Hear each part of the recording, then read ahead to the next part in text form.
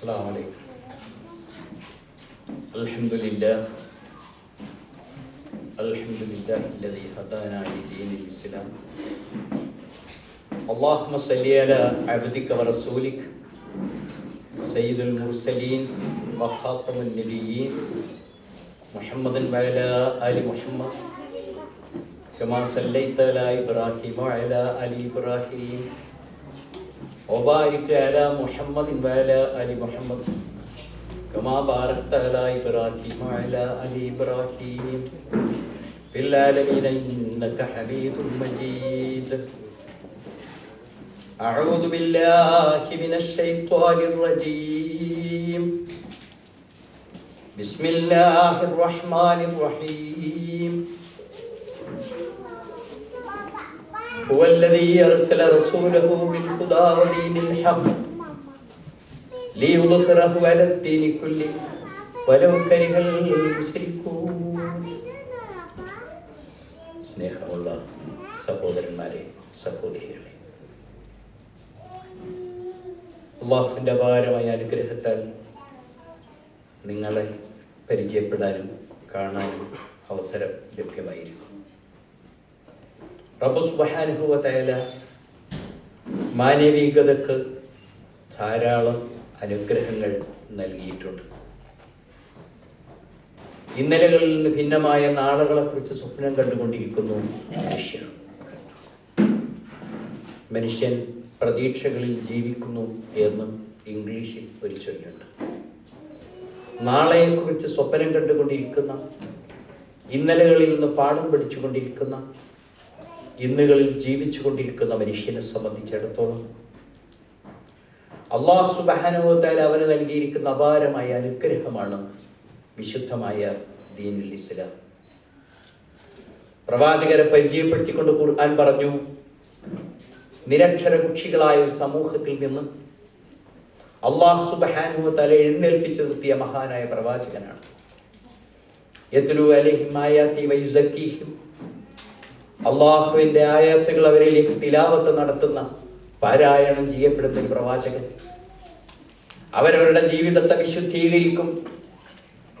ആ പ്രവാചകന്റെ ദൗത്യം കാടത്വത്തിൽ നിന്ന് മനുഷ്യത്വത്തിലേക്ക് മനുഷ്യനെ നടത്തി തീർക്കുക എന്നതാണ്. ഇങ്ങനെയുള്ളൊരു മഹാനായ പ്രവാചകൻ ഈ ലോകത്തിന് പരിചയപ്പെടുത്തിയ മഹത്തായ ദീനുൽ ഇസ്ലാമിന്റെ വാഹകരായി തീരുക എന്നത് ഏറ്റവും വലിയ ഭാഗ്യമാണ്. വളരെ അടിസ്ഥാനപരമായി നാം മുസ്ലിങ്ങളാണ്. അള്ളാഹുവിൻ്റെ ഗ്രന്ഥം നമ്മോട് പറഞ്ഞു, ഫലാ തമൂതുന്ന ഇല്ലാ വഅൻതും മുസ്ലിമൂൻ. അടർന്നു വീഴാവുന്ന, അടുത്ത നിമിഷത്തിൽ തീർന്നു പോകാവുന്ന ജീവിതം. നിങ്ങൾ ഈ രംഗം വിട്ടു പോകുമ്പോൾ, ഇവിടെ നിന്ന് ഒഴിഞ്ഞു പോകുമ്പോൾ, നിങ്ങളുടെ മൃതശരീരത്തെ നോക്കിക്കൊണ്ട് ഇതൊരു മയ്യത്താണ്, മുസ്ലിമായ മനുഷ്യന്റെ മൃതശരീരമാണ് എന്ന് പറയുന്ന വിധത്തിൽ നിങ്ങൾ അള്ളാഹുവിന്റെ മുൻപിൽ എഴുന്നേറ്റ് നിൽക്കപ്പെടുമ്പോൾ, ഈ ദുനിയാവിൽ അള്ളാഹു നൽകിയിരുന്ന കാലം അള്ളാഹുവിന്റെ കൽപ്പനകൾ അനുസരിച്ചുകൊണ്ട് ജീവിച്ചിരുന്ന ഒരു മുസ്ലിമായ പുരുഷനാണ്, മുസ്ലിമത്തായ പെണ്ണാണ് എന്ന നിലയിൽ നിങ്ങൾ ജീവിതം പൂർത്തിയാക്കണം. ഫലാ തമൂതുന്ന, നിങ്ങൾ മരണപ്പെട്ടു പോകരുത്, ഇല്ലാ വഅൻതും മുസ്ലിമൂൻ, മുസ്ലിങ്ങളായിക്കൊണ്ടല്ലാതെ. അപ്പോൾ ഇസ്ലാം എന്നത് ഒരാളിന് സ്വീകരിക്കപ്പെട്ട നിമിഷം മുതൽ അയാളിൻ്റെ കൂടെ ഒഴിയാതെ നിൽക്കുന്നതായ ഒന്നാണ് എന്ന അർത്ഥത്തിലല്ല. കൃത്യമായും അതൊരു ജീവിത പ്രത്യയശാസ്ത്രമാണ്. ആ ജീവിത പ്രത്യയശാസ്ത്രം അടിസ്ഥാനപരമായ ചില വിശ്വാസങ്ങളിൽ അത് അധിഷ്ഠിതമായിരിക്കുന്നു. നിങ്ങൾക്കറിയാം, അല്ലാഹു സുബ്ഹാനഹു വ തആല ഈ പ്രപഞ്ചത്തിന്റെ നാഥനായ ദൈവത്തെക്കുറിച്ചുള്ള ഈശ്വരീയ സങ്കല്പം ഈ ദീനിന് പ്രത്യേകമായുള്ളതാണ്. ഈ ലോകത്ത് വൈവിധ്യമാർന്ന ഈശ്വരീയ സങ്കല്പങ്ങൾ നിലനിന്നുകൊണ്ടിരിക്കുന്നു. 33 കോടി ദേവഗണങ്ങളെ സംബന്ധിച്ചുള്ള സങ്കല്പങ്ങൾ ഒരു വിഭാഗത്തുണ്ടായിരിക്കെ, ദൈവം 3 ആണ്, 3-1 3ഉം 1 എന്നിങ്ങനെ പറഞ്ഞുകൊണ്ടിരിക്കുന്നു വേറെ കുറെ ആളുകൾ. ഈശ്വരീയ ബോധം വളരെ കൃത്യമായി പറയുക, അല്ലാഹു അഹദ്, അല്ലാഹു ഏകനാണ്. അതായത് അതിന് യാതൊരു കാരണവശാലും ബഹുവചനം ഉദ്യോതിപ്പിക്കാൻ തക്ക വിധത്തിലല്ലാത്ത പദപ്രയോഗത്തോടുകൂടി അതിനെ വ്യവഹരിച്ചിരിക്കുന്നു. ലോകത്തിന്റെ എല്ലാ ഭാഗത്തുമുള്ള മതവിശ്വാസങ്ങളുടെ അടിസ്ഥാനങ്ങൾ അന്വേഷിച്ചു പോകുമ്പോൾ ഈ ഏകത്വമാർന്ന ഒരു പരബ്രഹ്മത്തെക്കുറിച്ചുള്ള സങ്കല്പം നമുക്ക് കാണാൻ കഴിയും. ഓംകാരപ്പൊരുളായിരിക്കുന്ന ഒരു ഈശ്വരനെ കുറിച്ച് ഹൈന്ദവതയ്ക്ക് അഭിപ്രായമുണ്ട്. വളരെ കൃത്യമായി ബൈബിൾ പഴയ വേദവും പുതിയ വേദവും ഏകനായിരിക്കുന്ന ഒരു ദൈവത്തെക്കുറിച്ച് നമ്മോട് കൽപ്പിക്കുന്നു. ഇങ്ങനെ ലോകത്തിന്റെ മനസ്സാക്ഷി പൂർണ്ണമായും മതകീയ ഭാവം ഒരു ഈശ്വരനെ സംബന്ധിച്ചാണ് വർത്തമാനം പറയുന്നത് എങ്കിൽ ഇന്ന് നാം കാണുന്നത് ബഹുദൈവ വിശ്വാസികളായ ഭൂരിപക്ഷം ആളുകളെയാണ് കണ്ടുകൊണ്ടിരിക്കുന്നത്. ഇവരുടെ മധ്യേ മക്കാ മുശ്രിക്കുകളുടെ ഇടയിൽ നിന്നുകൊണ്ട് അള്ളാഹുവിന്റെ പ്രവാചകൻ എഴുന്നേറ്റ് നിന്നുകൊണ്ട് പറഞ്ഞത് ലാ ഇലാഹ ഇല്ലല്ലാഹ്, അള്ളാഹു അല്ലാതെ ഒരു ഇലാഹില്ല എന്നതാണ്. ഇത് ആ ജീവിതത്തെ വിശുദ്ധീകരിക്കപ്പെടുന്നതിന്റെ പ്രഥമ പടിയായിരുന്നു. എന്തായിരുന്നു അതിന്റെ അർത്ഥം?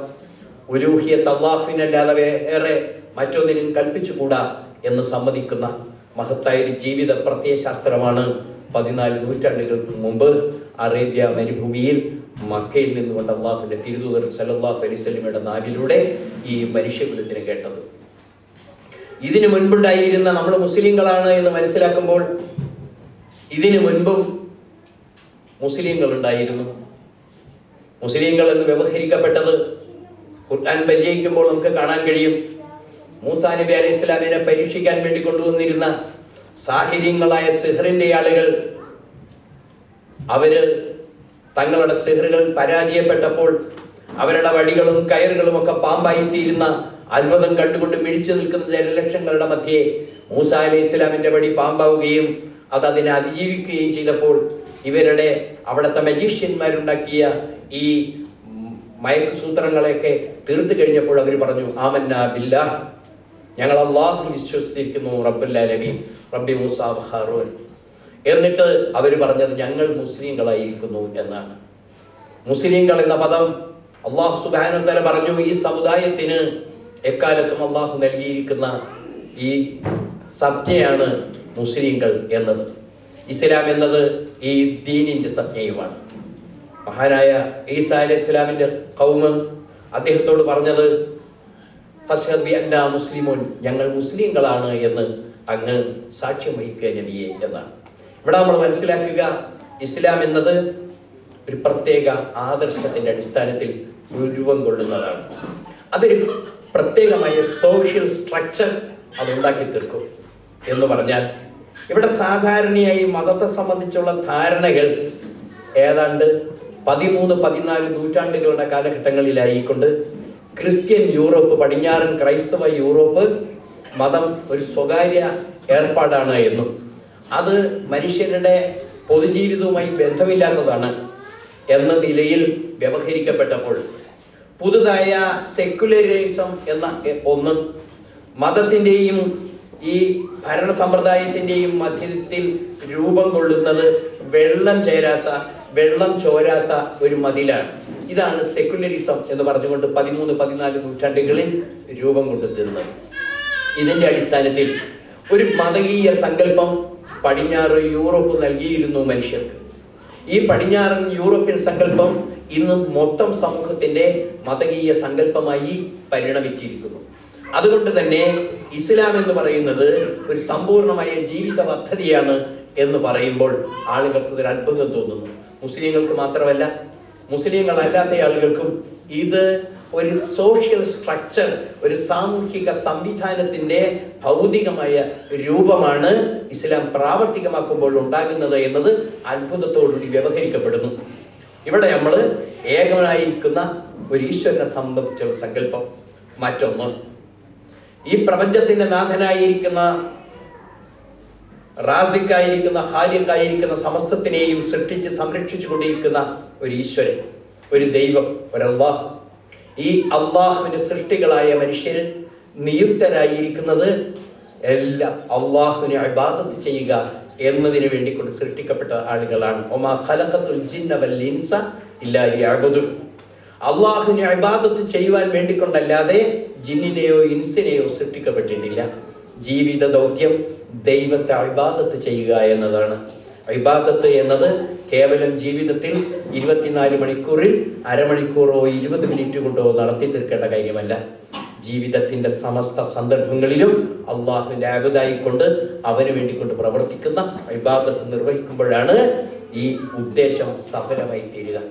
ഇത് അടിസ്ഥാനപരമായി കുറേ കാര്യങ്ങൾ നമ്മൾ മനസ്സിലാക്കേണ്ടതുണ്ട്. ഞാൻ എൻ്റെ വിഷയത്തിലേക്ക് കടക്കുന്നതിന് മുൻപ് ഈ വ്യതിരിക്തത ഒന്ന് ബോധ്യപ്പെടുത്താൻ വേണ്ടിക്കൊണ്ട് പറഞ്ഞതാണ്. അതുപോലെ തന്നെ വളരെ കൃത്യമായിക്കൊണ്ട് മനുഷ്യനെ സംബന്ധിച്ചിടത്തോളം ഈ ജീവിതത്തെക്കുറിച്ച് ഒരു അവബോധം ഉണ്ടാകുന്നുണ്ട്. ഖുർആനിൽ നിങ്ങൾ പരിശോധിച്ചാൽ കാണാൻ പറ്റും, നിങ്ങൾക്ക് അക്കലില്ലേ, നിങ്ങൾക്ക് ബുദ്ധിയില്ലല്ലേ, അന്നക്കും താഴെപ്പോൾ നിങ്ങൾ അറിയുന്നവരല്ലേ എന്നൊക്കെ ഇങ്ങനെ പറഞ്ഞുകൊണ്ടിരിക്കും. എന്താ വിജ്ഞാനമാണ് നിങ്ങൾക്ക് ഉണ്ടാകേണ്ടത്? നിങ്ങൾക്ക് ധാരാളം കാര്യങ്ങളെക്കുറിച്ച് അറിയുന്ന ആളുകളാണ്. വിജ്ഞാനമില്ലാത്ത മനുഷ്യനെ ഈ ലോകത്തില്ല. എന്തെങ്കിലും കാര്യത്തെക്കുറിച്ച് അയാൾ വിജ്ഞാനം ആർജിച്ചിരിക്കുന്നു.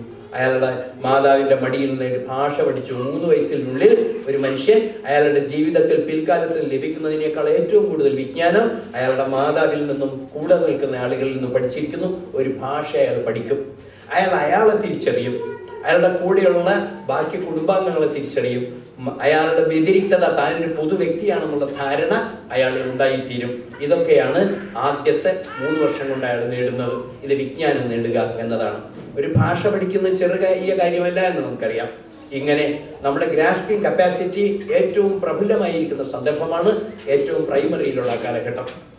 എന്നിട്ട് അവിടെ മുതൽ ഒരു മനുഷ്യൻ ധാരാളം വിജ്ഞാനം ഉണ്ടാക്കിയിരിക്കുന്നു. ഈ വിജ്ഞാനം എവിടെ വരെയാണ്, എന്തെല്ലാമാണ് ഇയാൾ പഠിച്ചിരിക്കുന്നത്? ധാരാളം വിവരങ്ങൾ ഇയാൾക്കുണ്ട്. അല്ലാഹു സുബ്ഹാനഹു വ തആല പറയുന്നു, നിങ്ങൾ വിവരമുള്ളവരാണ് എങ്കിൽ. ഖുർആനിലെ പല ഭാഗങ്ങളിൽ നിങ്ങൾക്ക് കാണാം, നിങ്ങൾ വിവരമുള്ളവരാണ് എങ്കിൽ. നിങ്ങൾക്ക് എന്താണ് വിവരം ഉണ്ടാകേണ്ടത്? ജീവിതത്തെക്കുറിച്ച് നിങ്ങൾക്കൊരു വിവരം ഉണ്ടാകേണ്ടതുണ്ട്. നിങ്ങളുടെ ജീവിതം എന്ന് പറയുന്നത് സാധാരണ ഇവിടുത്തെ തിരിയക്കുകളിൽ നിന്ന് ഭിന്നമായിരിക്കുന്ന ഒരു ജീവിതമാണ്.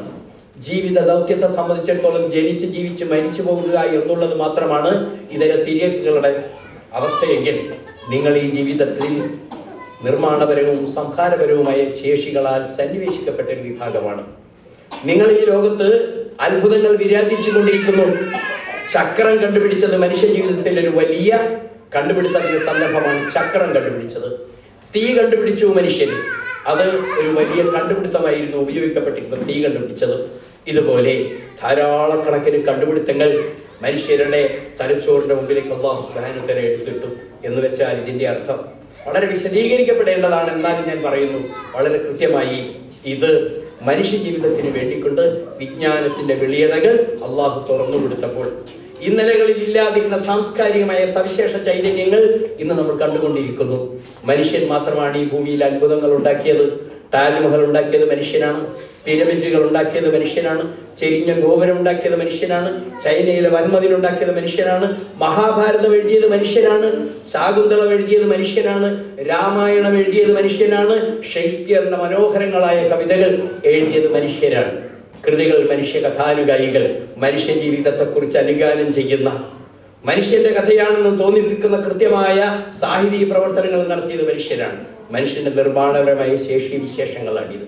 അപ്രകാരം തന്നെ 1945 ആഗസ്റ്റ് മാസം 9-ാം തീയതി ഹിരോഷിമയുടെ മുകളിലേക്ക് വെള്ളി പറവകളെ പോലെ അമേരിക്കക്കാരന്റെ ബോംബർ വിമാനം പറന്നു വന്നു. ആ ബോംബർ വിമാനത്തിന്റെ അകത്തിരുന്ന മനുഷ്യൻ പിൽക്കാലത്ത് എഴുതി, അതിരാവിലെ 7 മണിക്ക് ഞാൻ ജപ്പാനിലെ പ്രഭാതം പൊട്ടിവിടരുന്ന സമയത്ത് ഹിരോഷിമയുടെ മുകളിൽ നിന്നുകൊണ്ട് ഞാൻ താഴോട്ട് നോക്കി.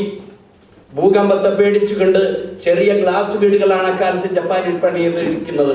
ചെറിയ ഗ്ലാസ് വീടുകളുടെ മേൽക്കൂരകളുടെ മധ്യ താഴെ നിന്നുകൊണ്ട് അമ്മമാര് കുഞ്ഞുങ്ങൾക്ക് പാല് കൊടുത്തുകൊണ്ടിരിക്കുന്നു, ബിസ്ക്കറ്റ് കൊടുത്തുകൊണ്ടിരിക്കുന്നു. കിൻഡർ ഗാർട്ടൻ സ്കൂളുകളിലേക്ക് വെളുത്ത റെയിൻകോട്ട് ഇട്ടുകൊണ്ട് കൊച്ചുമക്കൾ റോഡിന്റെ ഓരത്തു കൂടെ നടന്നു പോകുന്നത് ചേതോഹരമായ കാഴ്ച ഞാൻ മുകളിൽ നിന്ന് കണ്ടു. ഹിരോഷിമയുടെ മുകളിലൂടെ നീങ്ങിയപ്പോൾ താഴെ ജീവിതം സ്വസ്ഥമായി ഇരിക്കുന്നു. അങ്ങനെയുള്ള മനുഷ്യരുടെ നെറുകയിലേക്ക്, അമ്മമാരുടെ അമ്മിഞ്ഞ കുടിച്ചുകൊണ്ടിരിക്കുന്ന കുരുന്നു കുഞ്ഞുങ്ങളുടെ നെറുകയിലേക്ക്, ബിസ്ക്കറ്റ് തിന്നുകൊണ്ടിരിക്കുന്ന, തൊണ്ണു കാട്ടി ചിരിച്ചുകൊണ്ടിരിക്കുന്ന കുരുന്നു മക്കളിലേക്ക്, വെളുത്ത കോട്ട്, മഞ്ഞിന്റെ നിറമുള്ള വെളുത്ത കോട്ട് ധരിച്ചുകൊണ്ട് റോഡിന്റെ ഓരത്ത് കൂടെ നടന്നു പോകുന്ന കുരുന്നു മക്കളുടെ നെറുകയിലേക്കാണ് അന്നാദ്യമായി കൊണ്ടാറ്റം ബോംബ് വർഷിക്കപ്പെട്ടത്. മനുഷ്യൻ മനുഷ്യനോട് കാണിച്ച ആരോടെങ്കിലും കൈക്രിയ ചെയ്യുന്നുവെങ്കിൽ ഏറ്റവും ക്രൂരമായ യുദ്ധത്തിൽ ഈ മനുഷ്യൻ കൈക്രിയ ചെയ്തുകൊണ്ടിരിക്കുന്നു എന്ന് അള്ളാഹുവിന്റെ ഗ്രന്ഥം പറഞ്ഞു. അങ്ങനെ നടത്തിയ മനുഷ്യന്റെ സംഹാരപരമായ ശേഷി വിശേഷം ഇന്നലകളിൽ നിന്ന് ഭിന്നമായ വളർച്ചയുടെ പടങ്ങൾ മനുഷ്യൻ കയറിക്കൊണ്ടിരിക്കെ തന്നെ സംഹാരപരമായ ശേഷി വിശേഷങ്ങളും അവൻ നേടിക്കൊണ്ടിരിക്കുന്നു. പൊരിഞ്ഞു മരിച്ച 10 ലക്ഷത്തിലേറെ വരുന്ന ഇറാഖിലെ കുരുന്നു കുഞ്ഞുങ്ങൾ ഇതിന് കൃത്യമായി നമുക്ക് തെളിവ് നൽകിക്കൊണ്ടിരിക്കുന്നു. ഇവിടെ ഈ മനുഷ്യരെ സംബന്ധിച്ചിടത്തോളം മരണാനന്തരം ഉത്തരം പറയേണ്ടതുണ്ട് എന്ന ബോധമാണ് ഇയാളെ നയിക്കേണ്ടത്. വളരെ കൃത്യമായി അല്ലാഹു സുബ്ഹാനഹു വ തആല ഈ ദീനിന്റെ അടിസ്ഥാനത്തെക്കുറിച്ച് പറഞ്ഞുകൊണ്ട് ഞാൻ എൻ്റെ വിഷയത്തിലേക്ക് കടക്കാമെന്നാണ് കരുതുന്നത്. വളരെ കൃത്യമായി ഏകനായിരിക്കുന്ന ഒരു ദൈവത്തെ സംബന്ധിച്ച്, അതുപോലെ തന്നെ മരണാനന്തരമുള്ള ഒരു ജീവിതത്തെ സംബന്ധിച്ച് മനുഷ്യന് സംശയമുണ്ടായിരിക്കും. എക്കാലത്തും മനുഷ്യർക്ക് സംശയമുണ്ട്. മഹാനായ പ്രവാചകൻ ഇബ്രാഹിം നബി അലൈഹി സ്വലാം അള്ളാഹുവിനോട് ചോദിച്ചു, പടച്ച തമ്പുരാനെ, നീ എങ്ങനെയാണ് മരിച്ചവരെ ജീവിപ്പിക്കുക? ഇബ്രാഹിം, താങ്കൾ വിശ്വസിക്കുന്നില്ലേ? നിശ്ചയമായും എനിക്ക് വിശ്വാസമുണ്ട്. എങ്കിലും റബ്ബേ, എൻ്റെ കൽബ് അതെങ്ങനെ ആശങ്കപ്പെട്ടുകൊണ്ടിരിക്കുന്നു. അതിൻ്റെ ആശങ്കയ്ക്കൊരു മറുപടി ഉണ്ടാകാൻ വേണ്ടിക്കൊണ്ടാണ്. അല്ലാഹു സുബ്ഹാനഹു വ തആല മറുപടി നൽകി, നീ 4 പക്ഷികളെ പിടിക്കുകയും അവയുടെ മാംസം ഒരുമിച്ച് കൂട്ടിക്കൊണ്ട് 4 പർവ്വതങ്ങളിൽ വെച്ച് വീണ്ടും തിരിച്ചു വിളിക്കുകയും ചെയ്യുക എന്ന് പറഞ്ഞുകൊണ്ട് ഇബ്രാഹിം നബി അലൈഹി സ്വലാമിന് അല്ലാഹു സുബ്ഹാനഹു വ തആല അദ്ദേഹത്തിന്റെ ഹൃദയത്തെ ശാന്തമാക്കുന്ന മറുപടി നൽകിയതായി ഖുർആൻ പറയുന്നു.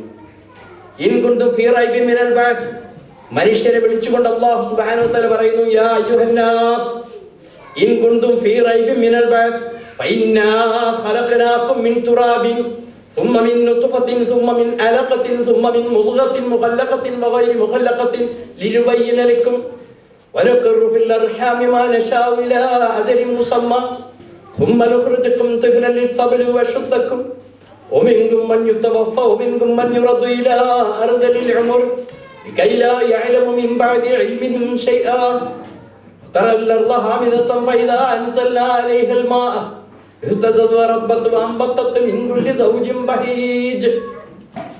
മനുഷ്യരെ, നിങ്ങൾക്ക് സംശയമുണ്ട് എങ്കിൽ മരണാനന്തരം നിങ്ങൾ ഈ ഭൂമിയിൽ ലയിക്കപ്പെടുകയും നിങ്ങളെ കൊണ്ടുപോയി കബറുകളിൽ വെക്കുകയും ചെയ്തുകൊണ്ട് ആളുകൾ തിരിച്ചു പോന്നു കഴിഞ്ഞാൽ, നിങ്ങളെ ചന്ദനമുട്ടിയിലിട്ട് കത്തിക്കുകയോ വറളിയിലിട്ട് കത്തിക്കുകയോ ചെയ്ത് നിങ്ങൾ ചാരമായി തീർന്നതിന് ശേഷം, അതല്ലെങ്കിൽ നിങ്ങളെ ഹിംസ്ര ജന്തുക്കൾ തിന്നുകയോ അല്ലെങ്കിൽ പാർശ്വമതക്കാർ ചെയ്യുന്നത് പോലെ നിങ്ങളുടെ മൃതശരീരം കാക്കയ്ക്കും കഴുകലും തിന്നാൻ വേണ്ടി വിട്ടുകൊടുക്കുകയോ ചെയ്തതിന് ശേഷം, മറ്റു ജീവികളുടെ ഭക്ഷണമായി തീരുകയോ ഒക്കെ ചെയ്തതിന്റെ ശേഷം, നിങ്ങളൊന്നുമല്ലാതായി തീർന്നതിന് ശേഷം നിങ്ങൾ എഴുന്നേൽക്കപ്പെടും എന്ന കാര്യത്തിൽ നിങ്ങൾക്ക് എന്തെങ്കിലും സംശയം തോന്നുന്നുണ്ടെങ്കിൽ മനുഷ്യർക്ക് സംശയം തോന്നാം.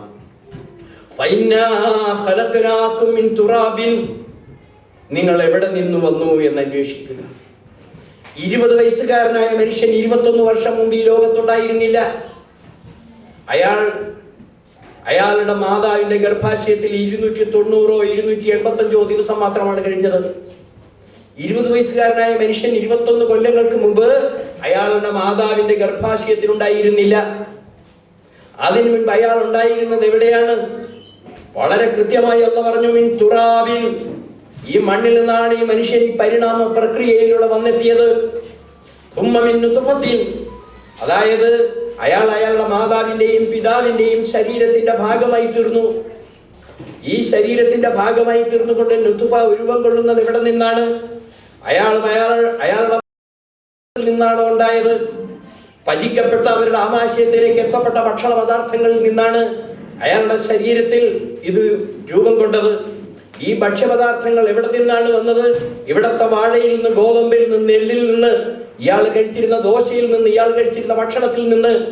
അപ്രകാരം ഇനിയും കൂടുതലായി അന്വേഷിച്ചാൽ എവിടെ നിന്ന് വാഴപ്പഴം ഉണ്ടായി, എവിടെ നിന്ന് ധാന്യങ്ങൾ ഉണ്ടായി? മിൻ തുറാബിൻ, ഇവിടത്തെ മണ്ണിൽ നിന്ന്, ചവിട്ടിക്കുഴച്ച മണ്ണിൽ നിന്നാണ് മനുഷ്യ നീ ഉണ്ടായത്. നീ ചിന്തിച്ചു നോക്കുക എന്ന് അല്ലാഹുവിന്റെ ഗ്രന്ഥം പറയുന്നു. 20 വയസ്സുകാരനായ മനുഷ്യൻ 21 കൊല്ലം മുമ്പ് ഇല്ലായ്മയിൽ നിന്ന്, ഈ പ്രപഞ്ചത്തിൽ നിന്ന്, ഇവിടെ നമ്മളോട് കണക്ക് പറഞ്ഞു ശാസ്ത്രം, matter can neither be created nor B destroyed. ഒരു പുതിയതായ പദാർത്ഥം സൃഷ്ടിക്കപ്പെടാനോ അത് നശിപ്പിക്കാനോ കഴിയുകയില്ല. അതുകൊണ്ട് mass of the universe is constant. അതുകൊണ്ട് ഈ പ്രപഞ്ചത്തിന്റെ മാസ് കോൺസ്റ്റന്റ് ആണ് എന്നാണ് ശാസ്ത്രീയമായ ഒരു മതം. അതിരിക്കട്ടെ, അതൊരു വിഷയമല്ല. ഞാൻ പറഞ്ഞു വരുന്നത്, ഇങ്ങനെ ഇവിടെ ഈ ഭൂമിയിൽ നിന്നില്ലായ്മയിൽ നിന്നാണ് നിങ്ങൾ ഉണ്ടായത് എന്ന് നിങ്ങൾക്ക് സമ്മതിക്കേണ്ടതില്ലേ? അങ്ങനെയാണ് എങ്കിൽ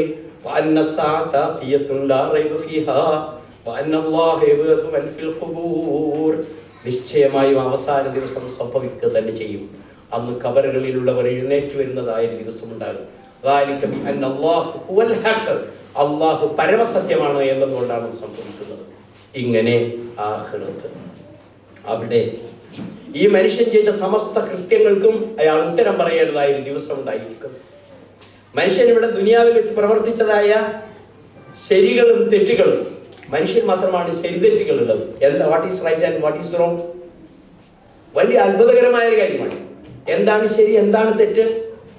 ചില ശരികൾ ചില പ്രത്യേക സന്ദർഭങ്ങളിൽ തെറ്റായി തീരും, ചില തെറ്റുകൾ ചില സന്ദർഭങ്ങളിൽ ശരിയായി തീരും. എന്ന് പറഞ്ഞാൽ സാമൂഹികമായിരിക്കുന്ന ആവശ്യത്തിനനുസാരമായി നിയമങ്ങളിൽ വ്യതിരിക്തതകൾ ഉണ്ടായിത്തീരും, വ്യത്യാസങ്ങൾ ഉണ്ടായിത്തീരും. അപ്പോൾ ഈ ശരികൾക്കും തെറ്റുകൾക്കുമൊക്കെ ഉത്തരം പറയേണ്ടതായ ദിവസം മനുഷ്യന് വരേണ്ടതുണ്ട്.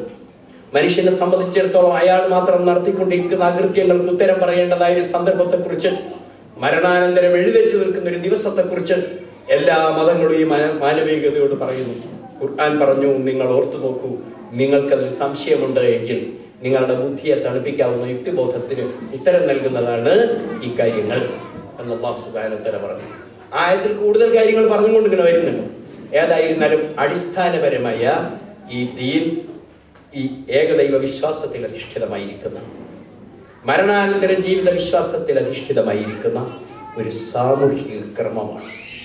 ദുനിയാവിൽ ഇയാൾ നടത്തി തീർക്കേണ്ടത് സൃഷ്ടാവായ ദൈവത്തിന്റെ ഇംഗിതത്തിനനുസരിച്ച് ജീവിച്ചുകൊണ്ട് മരണാനന്തര ജീവിതം വിജയിക്കുന്ന ഒരു അവസ്ഥയിലേക്ക് എത്തിപ്പെടുക എന്നതാണ്.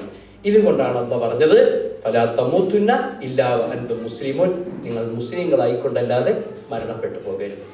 അതിനു വേണ്ടിക്കൊണ്ട് മഹാന്മാരായ പ്രവാചകന്മാരെ അല്ലാഹു സുബ്ഹാനഹു വ തആല ഭൂമിയിലേക്ക് നിയുക്തരാക്കി. എങ്ങനെയാണ് ജീവിക്കേണ്ടത്, എന്താണ് ശരി, ഏതാണ് തെറ്റ്? തെറ്റ് ശരികളെ സംബന്ധിച്ചിടത്തോളം കാലത്തിന്റെ സ്വഭാവത്തിന് അനുസാരമായി വ്യത്യാസങ്ങൾ ഉണ്ടായി വരും. മനുഷ്യന്റെ പ്രാഥമികമായ കാലഘട്ടങ്ങളിൽ, മനുഷ്യ നാഗരികതയുടെ ആരംഭഘട്ടങ്ങളിലുള്ള ധാർമ്മിക മര്യാദകൾക്ക് വ്യതിയാനങ്ങൾ വരും. ധാർമ്മിക മര്യാദകൾ വ്യത്യാസപ്പെട്ടുകൊണ്ട് പൗഷ്കല്യമാർന്ന ഒരു നാഗരികത സ്വപ്ന അവസ്ഥയിലേക്ക് എത്തുമ്പോൾ പലപ്പോഴും പരിഷ്കരണങ്ങൾ വരും. ഒരു ഉദാഹരണത്തിന്, ബനു ഇസ്രായേൽ സമുദായത്തിന്, യഹൂദ സമുദായത്തിന് മുയൽ മാംസവും ഒട്ടകത്തിന്റെ മാംസവും ഹറാമാണ്. ഇപ്പോഴും അങ്ങനെ തന്നെയാണ്. അവര് ഒട്ടകത്തിന്റെ മാംസം കഴിക്കുകയില്ല, മുയൽ മാംസവും കഴിക്കുകയില്ല. ഇത് അവരെ സംബന്ധിച്ചിടത്തോളം നമ്മൾ പന്നിമാംസം ഹറാമാകുന്നത് പോലെ അവർക്ക് പന്നിമാംസവും ഹറാമാണ്, ഇതുപോലെയാണ്. പക്ഷേ ഈസാ അലൈഹി സ്വലാമിന്റെ കാലഘട്ടത്തിൽ വന്നപ്പോൾ ഈസാ അലൈഹി സ്വലാം അവരോട് പറഞ്ഞു, നിങ്ങൾക്ക് അല്ലാഹു സുബ്ഹാനഹു വ തആലയുടെ ദീനിൽ ഹറാമാക്കിയിരിക്കുന്ന കുറെ കാര്യങ്ങൾ ഞാനിതാ നിങ്ങളിലേക്ക് അല്ലാഹു സുബ്ഹാനഹു വ തആല നിങ്ങൾക്ക് ഹലാലാക്കി തന്നിരിക്കുന്നു എന്ന് പറഞ്ഞുകൊണ്ടാണ് ഈസാ അലൈഹി സ്വലാമിന്റെ ഖൗമിന് ഒട്ടകത്തിന്റെ പാലും മാംസവും അതുപോലെ തന്നെ മുയൽ മാംസവും ഒക്കെ ഹലാലാക്കി കൊടുത്തത്. ഞാൻ പറഞ്ഞു വരുന്നത്, ഇങ്ങനെയുള്ള കർമ്മ ധാർമ്മിക മര്യാദകൾ ഈ സമൂഹത്തിന്റെ ജീവിച്ച് വിജയിക്കുന്നതിന് വേണ്ടിക്കൊണ്ടുള്ള കർമ്മധാർമ്മിക മര്യാദകളുടെ പേരാണ് ഇസ്ലാം എന്നത്. അതിൻ്റെ ഏറ്റവും ആദ്യത്തെ യൂണിറ്റാണ് കുടുംബം. കുടുംബം എന്നത് ഈ പ്രയാണമധ്യേ മനുഷ്യൻ കണ്ടുപിടിച്ച ഒരു കണ്ടുപിടുത്തമല്ല. ഈ പ്രയാണമധ്യേ മനുഷ്യൻ ആദ്യത്തിൽ എന്നോ ഇങ്ങനെ പ്രാഗ് കമ്മ്യൂണിസത്തിന്റെ കാലഘട്ടത്തിൽ എന്ന് പറഞ്ഞ് മാക്സും ഏംഗൽസും ഒക്കെ കൂടി പറഞ്ഞത്, മനുഷ്യൻ ഇങ്ങനെ ജീവിച്ചു കൊണ്ടിരുന്നു, അന്ന് കുടുംബം ഉണ്ടായിരുന്നില്ല, അങ്ങനെയാണ് കഴിഞ്ഞുകൂടിക്കൊണ്ടിരുന്നു എന്ന നിലക്കുള്ളൊരു വിഭാവനമുണ്ട്. ഇസ്ലാം വളരെ കൃത്യമായി കൊണ്ട് പറഞ്ഞു, നിങ്ങളെ അല്ലാഹു പടച്ചിരിക്കുന്നത് കുടുംബമായിട്ടാണ്, ആണും പെണ്ണുമായിക്കൊണ്ട് നിങ്ങളെ പടച്ചിരിക്കുന്നു.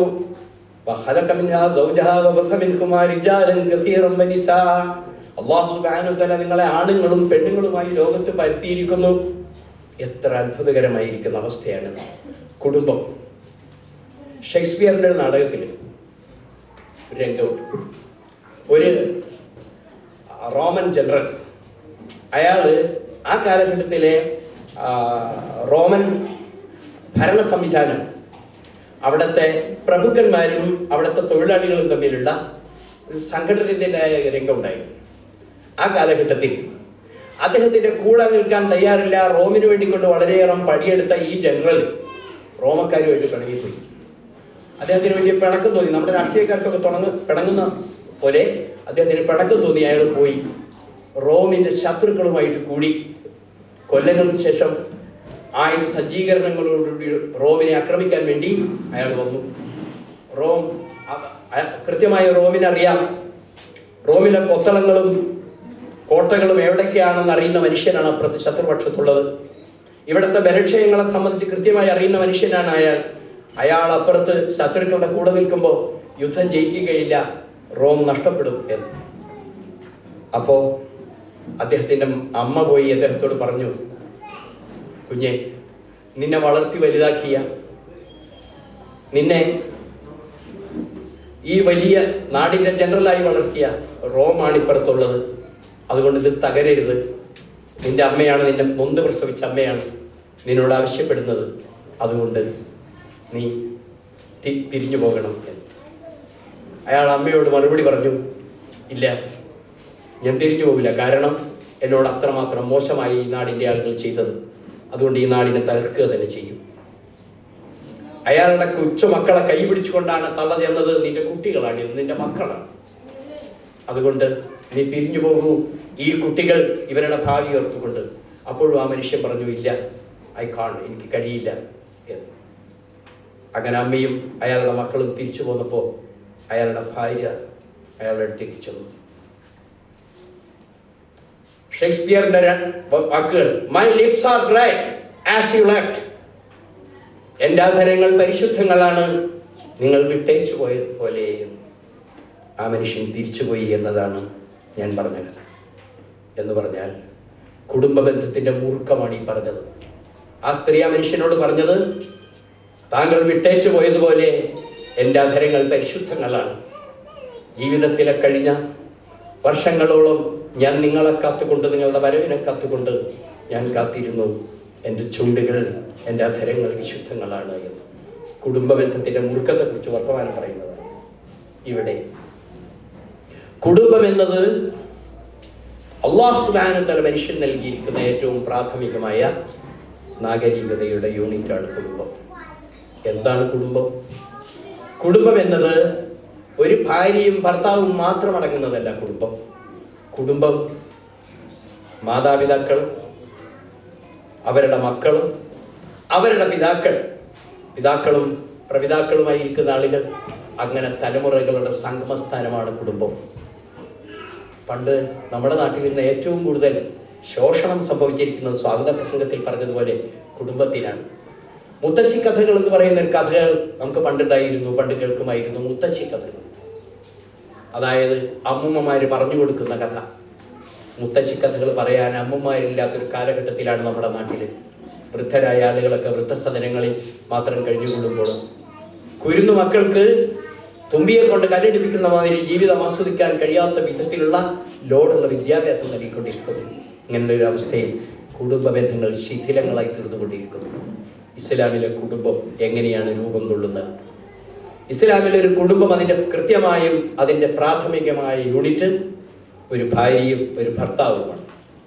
ഇത് ഏതെങ്കിലും ഒരു പെണ്ണ് പ്രായപൂർത്തിയായി, അവൾക്ക് ഒരു കൊള്ളാവുന്ന ചെറുക്കനെ കണ്ടു, എന്നാൽ ശരി നമുക്കാണ് തുടങ്ങാൻ ജീവിതം എന്ന് പറയുന്ന അവസ്ഥയിലല്ല. അത് കലയിലും സാഹിത്യത്തിലുമൊക്കെ നമ്മളിങ്ങനെ കാണാറുണ്ട്, നാടകത്തിലൊക്കെ ഇങ്ങനെ കാണും. ഇന്ന് കേരളത്തിൽ നടത്തപ്പെടുന്ന പ്രക്ഷേപണം ചെയ്യപ്പെടുന്ന സീരിയലുകളിലൊക്കെ തന്നെ അമ്മയെയും അച്ഛനെയും ധിക്കരിക്കുന്ന കുടുംബങ്ങളുടെ രൂപീകരണത്തെ കുറിച്ചാണ് വർത്തമാനം. എക്കാലത്തും ഇങ്ങനെയൊക്കെ തന്നെയാണ് മനുഷ്യൻ ഇങ്ങനെ നടത്തിയിരുന്നത്. അത് പെണ്ണിനോട് ഈ ആളുകൾക്ക് തോന്നിയിരുന്ന ഒരു തരം ആരാധനയുടെ ഭാവമാണ്. എലിയറ്റ്, നിങ്ങൾക്കറിയാം, ഹോമറിന്റെ എലിയറ്റ് ഒരു മഹാറാണിയായ ഹെലന് വേണ്ടി നടത്തിയ മഹായുദ്ധത്തിന്റെ കഥയാണ്. രാമായണം ഒരു രാജകുമാരന്റെ ഭാര്യയായിരുന്ന സീതയ്ക്ക് വേണ്ടി നടത്തിയ മഹായുദ്ധത്തിന്റെ കഥയാണ്. ഇവിടെയൊക്കെ തന്നെ പെണ്ണിനു വേണ്ടി മഹായുദ്ധങ്ങൾ നടത്തിയ ഒരു സാംസ്കാരിക ചരിത്രമാണ് മാനവികതയ്ക്ക് ഉള്ളത്. അതുകൊണ്ട് ഈ പെണ്ണിനെ സ്വന്തമാക്കുക എന്നത് പ്രാകൃതമായിരിക്കുന്ന ഒരു താല്പര്യമായിരുന്നു. അധീശത്വം അത് അടിച്ചേൽപ്പിക്കുക, പുരുഷന്റെ അധീശത്വം സ്ത്രീയിൽ അടിച്ചേൽപ്പിക്കുക എന്നത് പഴയ കാട്ടു നീതിയുടെ ഭാഗമായി കൊണ്ടുവന്നു. ഹൈന്ദവരുടെ ഇടയിൽ വിവാഹം എന്നതിന് 8 സമ്പ്രദായമുണ്ട്. എന്ന് പറഞ്ഞാൽ സാധാരണ നമ്മളൊക്കെ നടത്തുന്ന മാതിരി നിക്കാഹ് നടത്തുക, കന്യകാദാനം, അത് കന്യകാ ശുൽക്കം വാങ്ങിച്ചുകൊണ്ട്, മഹർ വാങ്ങിച്ചുകൊണ്ട് പെൺകുട്ടിയുടെ പിതാവ് വരനെ വിവാഹം ചെയ്തു കൊടുക്കുക എന്നതിനാണ് കന്യകാദാനം എന്ന് പറയുക. അങ്ങനെ ഒന്നുണ്ട്. ഇത് കൂടാതെ രാക്ഷസീയം എന്ന് പറയുന്ന ഒന്നുണ്ട്. ഗാന്ധർവം എന്ന് പറയുന്ന വേറൊരു ഏർപ്പാടുണ്ട്. എന്നൊക്കെ പറഞ്ഞാൽ ഗാന്ധർവം ഗന്ധർവന്മാർക്ക് വിധിച്ചത് എന്ന് പറഞ്ഞാൽ രഹസ്യമായി ആരും അറിയാതെ സൂത്രത്തിൽ കല്യാണം എന്നൊന്നും പറയാൻ പറ്റില്ല. അത് അങ്ങനെ ഒരു തരം ഏർപ്പാട്. ഇങ്ങനെയൊക്കെ കൊണ്ട് 8 തരത്തിൽ പൈശാചികം എന്ന് വരെ പറയുന്ന വിവാഹ സമ്പ്രദായങ്ങൾ ഹിന്ദുക്കളുടെ ഇടയിലുണ്ട്. ഇസ്ലാം വിവാഹത്തെ സംബന്ധിച്ച് പറഞ്ഞിരിക്കുന്നത് വളരെ കൃത്യമായി വാൻഗ്യഹുലയാമമിങ്കും, നിങ്ങളിൽ നിന്നുള്ള അവിവാഹിതരായ ആളുകൾക്ക്. ഈ അയാമമിങ്കും, അയാമ ഈ വാക്കിന് വളരെ വിശദമായ അർത്ഥതലങ്ങളുണ്ട്. അത് പലപ്പോഴും വിധവകളിലാണ് ചെന്നുവിടുക എന്നാണ് പറഞ്ഞത്. എന്ന് പറഞ്ഞാൽ മനുഷ്യകുലത്തിലെ ഒരു വലിയ വിഭാഗം ആളുകൾ വിധവകളായിരുന്ന സ്ത്രീകളോട് ഏറ്റവും അക്രമം കാണിച്ചുകൊണ്ട് ഒരു പൊതുജീവിതത്തിലേക്കുള്ള പടികൾ അടച്ചു വെച്ചപ്പോൾ ഇന്ത്യയിൽ ഉടന്തടിച്ചാട്ടം എന്നൊരു സൂത്രം ഉണ്ടായിരുന്നു. സതി അനുഷ്ഠിക്കുക. ഭർത്താവിന്റെ ചിതയിൽ ഭാര്യ സ്വമേധയാ പോയില്ലെങ്കിൽ അവളെ ബലം പിടിച്ചുകൊണ്ട് ഭർത്താവിന്റെ ചിതയിൽ ദഹിപ്പിക്കുക എന്നൊരു സമ്പ്രദായം ഇന്ത്യയിൽ നിലവിൽ ലോർഡ് വെല്ലസ്ലിയാണ് ഇന്ത്യയിൽ അത് അവസാനിപ്പിച്ചത്. ഞാൻ പറഞ്ഞു വരുന്നത്, കുടുംബത്തിന്റെ രൂപീകരണത്തെ സംബന്ധിച്ചിടത്തോളം ഇസ്ലാമിലൊരു വിഭാവനമുണ്ട്. അതെന്താണ് കുടുംബത്തിന്റെ രൂപീകരണത്തിന്റെ വിഭാവനം? ഞാൻ ആദ്യം പറഞ്ഞു, കുടുംബത്തെ സംബന്ധിച്ചിടത്തോളം ഇസ്ലാമിന്റെ വിഭാവനം. സക്കരിയ നബി അലൈഹി സ്വലാം പറഞ്ഞു, പടച്ചോനെ എനിക്കൊരു കുട്ടി ഉണ്ടാകണേ, എനിക്ക് മകനുണ്ടാകണേ എന്ന് പറഞ്ഞപ്പോൾ നമുക്കൊക്കെ കുഞ്ഞുങ്ങൾ ഉണ്ടാകുന്നതിനെ സംബന്ധിച്ചിടത്തോളം ഒരു സങ്കല്പമുണ്ട്. എന്താണ്? നമുക്ക് പ്രായമായി കഴിഞ്ഞാൽ എനിക്കൊരു താങ്ങായി, ഞാൻ വയ്യാതിരിക്കുമ്പോൾ എന്നെ ഒന്ന് ആശ്വസിപ്പിക്കാൻ, എന്നെ ഒന്ന് താങ്ങിയിരുത്താൻ, എനിക്ക് വേണ്ടി അധ്വാനിക്കാൻ ഒരു മകനുണ്ടായിരിക്കുക എന്ന്. ഇതാണ് സാധാരണ നിലയിൽ മനുഷ്യരുടെയൊക്കെ മനസ്സിൽ സന്താനങ്ങളെ കുറിച്ചുള്ള സങ്കല്പം. ഇസ്ലാം പറഞ്ഞു, സക്കരിയ നബി അലൈഹി സ്വലാം പ്രാർത്ഥിച്ചു,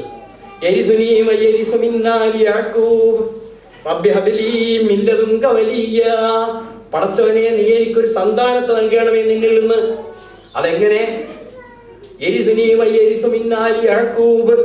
ഇസ്ലാമികമായ ജീവിതം നടത്തിക്കൊണ്ടിരുന്ന ബൈത്തുൽ മുഖദ്ദസിലെ ആ പൗരോഹിത്യ പ്രവർത്തനങ്ങളൊക്കെ നടത്തിക്കൊണ്ടിരുന്ന, ഇസ്ലാമിന് വേണ്ടിക്കൊണ്ട് മുബല്ലിഗായിരുന്ന, പ്രബോധന പ്രവർത്തനം നടത്തിയിരുന്ന സക്കരിയ നബി അലൈഹി സ്വലാം പ്രാർത്ഥിച്ച, പടച്ചോനെ എന്നെ അനന്തരമെടുക്കുന്നവനും മഹാനായ യാക്കൂബ് നബി അലൈഹി സ്വലാമിനെ അനന്തരമെടുക്കുന്നവനുമായ ഒരു മകനെ നൽകണമേ എന്ന്. ഇസ്ലാമിക ജീവിതത്തിന്റെ അടിസ്ഥാനം അതാണ്. നമുക്ക് മക്കളുണ്ടാകുന്നത് അള്ളാഹുവിന്റെ ദീനിന്റെ സംസ്ഥാപനാർത്ഥം വേണ്ടിക്കൊണ്ട് അതിന് പ്രവർത്തിക്കുന്ന മക്കളാണ് ഉണ്ടാകേണ്ടത്. അതിന് വേണ്ടിക്കൊണ്ടാണ് നമ്മൾ കല്യാണം കഴിക്കുന്നതിനെ സംബന്ധിച്ചിടത്തോളം അതിന് മക്കൾ ഉണ്ടാക്കുക. അതിനേക്കാൾ പരമമായി കുടുംബത്തിന്റെ വലിയ അടിസ്ഥാനപരമായ ഒരു കാര്യം അല്ലാഹു പറഞ്ഞു, ആകാശഭൂമികൾ അള്ളാഹുവിന്റെ ദൃഷ്ടാന്തങ്ങളാണ് എന്നതുപോലെ ദൃഷ്ടാന്തമാണ് നിങ്ങൾ ഭാര്യയും ഭർത്താവും എന്നത്. അവന്റെ ദൃഷ്ടാന്തങ്ങളിൽ പെട്ടതാണ്. എന്തൊക്കെയാണ് അവന്റെ ദൃഷ്ടാന്തം? ഇരവ് പകലുകൾ മാറി മാറി വരുന്നത് അവന്റെ ദൃഷ്ടാന്തമാണ്. നിങ്ങൾ കണ്ടുകൊണ്ടിരിക്കുന്ന ഈ പ്രപഞ്ചത്തിൽ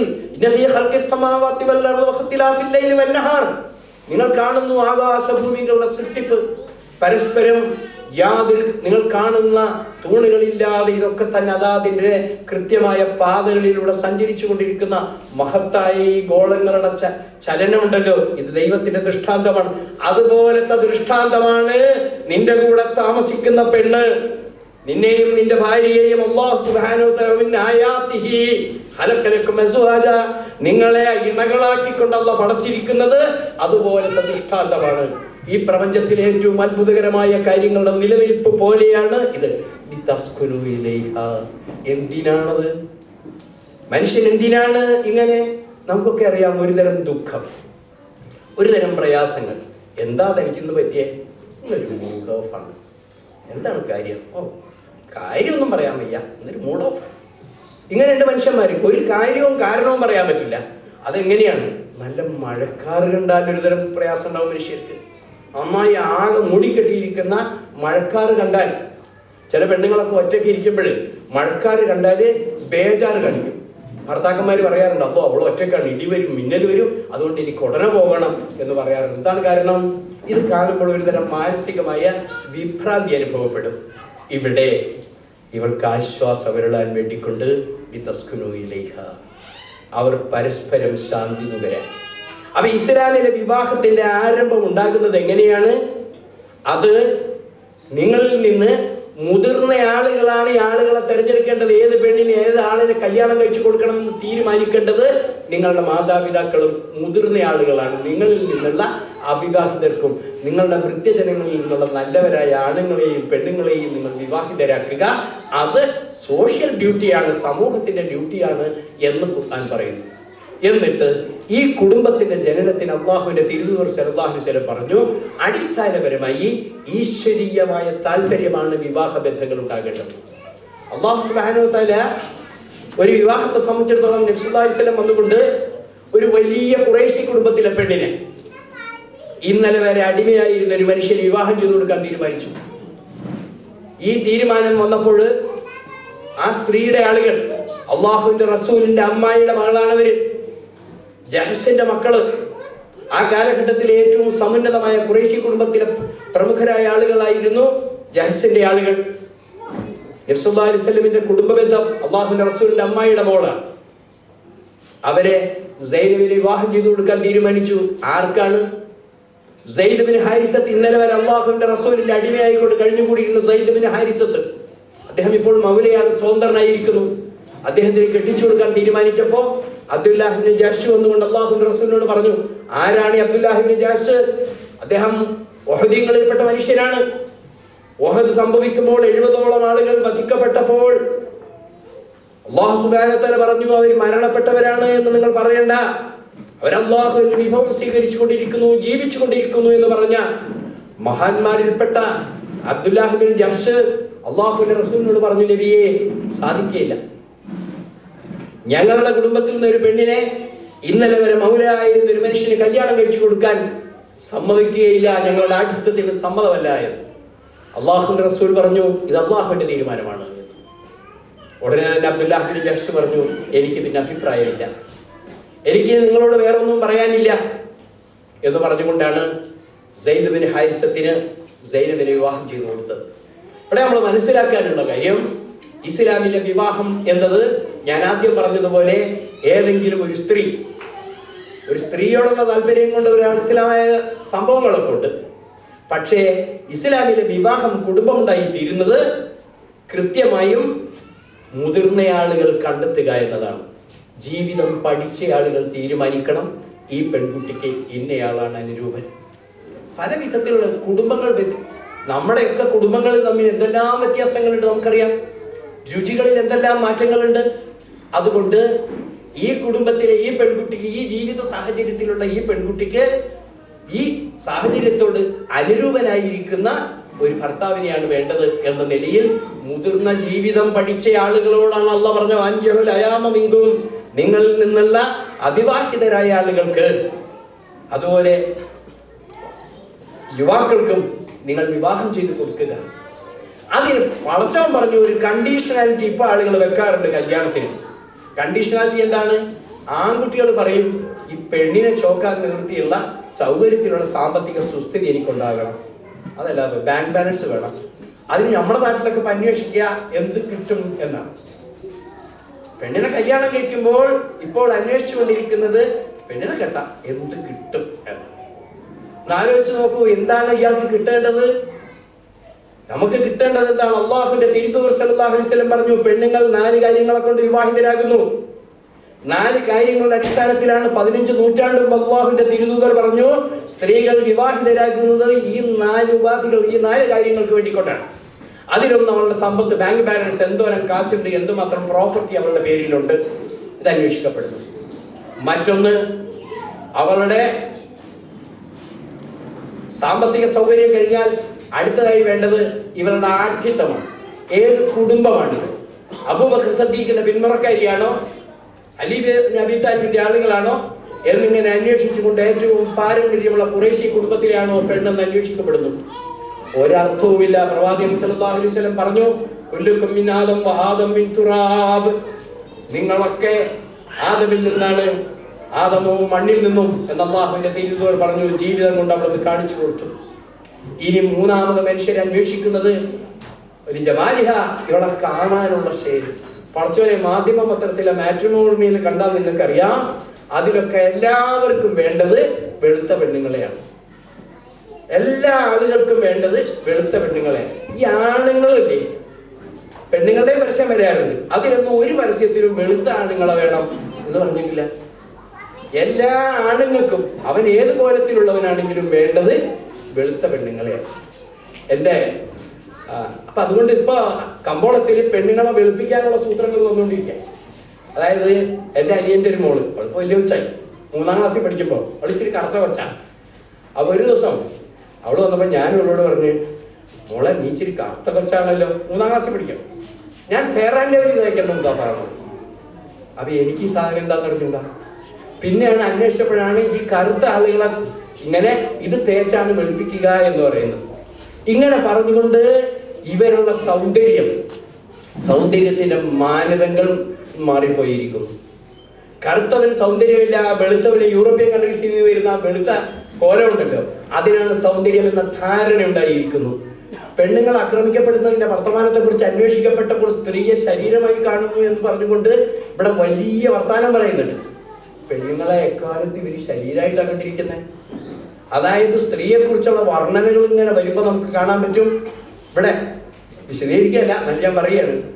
കാലിൻചോട്ടിൽ കലേശപ്പൊളി കരിമീനങ്ങൾ താഴത്തോരും ചെന്തുണ്ടി മുക്താവലിയാകെ കൂടിയൊതിരിന്തു ബിംബവും.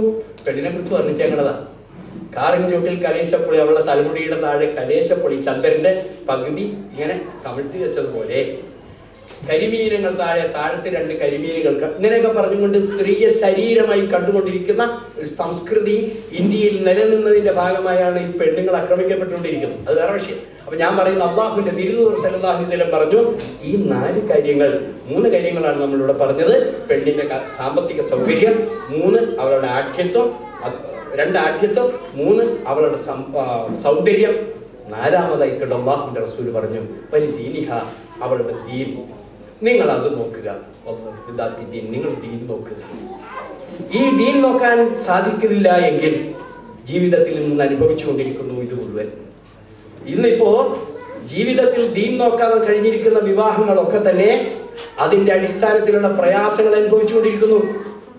ഞങ്ങൾ ഒരിക്കൽ കൗൺസിലിങ്ങിന് നിന്നപ്പോൾ ഒരു പെണ്ണ് പിണങ്ങിപ്പോയ കാര്യത്തെക്കുറിച്ച് അന്വേഷിച്ചപ്പോ അവളുടെ മുറിയിലേക്ക് ഒരു ദിവസം അവളും അവളുടെ ഭർത്താവും ഇല്ലാത്ത ദിവസം ഭർത്താവിന്റെ ഉമ്മ കടന്നു. അതാണ് കാര്യം. അവളുടെ മുറിയിൽ അവളുടെ പ്രൈവസി ആയിട്ടുള്ള കാര്യങ്ങളൊക്കെ എന്തോ ഉണ്ട് അവിടെ അവൾ ഇല്ലാത്ത നേരത്ത് അവളുടെ ഇങ്ങനെ ഭർത്താവിന്റെ ഉമ്മ കയറി. ഞാൻ ഈ ഭർത്താവിന്റെ ഉമ്മ, ഈ അമ്മായി പോരുണ്ടല്ലോ, ഇത് ഞാനൊരിക്കൽ ഷെയ്ഖ് മുഹമ്മദ് സാഹിബിനോട് ചോദിച്ചു, ഹദീസിൽ എങ്ങനെ നമ്മൾ കണ്ടിട്ടില്ല ഇങ്ങനെ ഒരു ഏർപ്പാട്, അമ്മായി ഉമ്മ പോര് ഇങ്ങനെ ഒരു ഏർപ്പാട് ഹദീസിലൊന്നും കണ്ടിട്ടില്ല.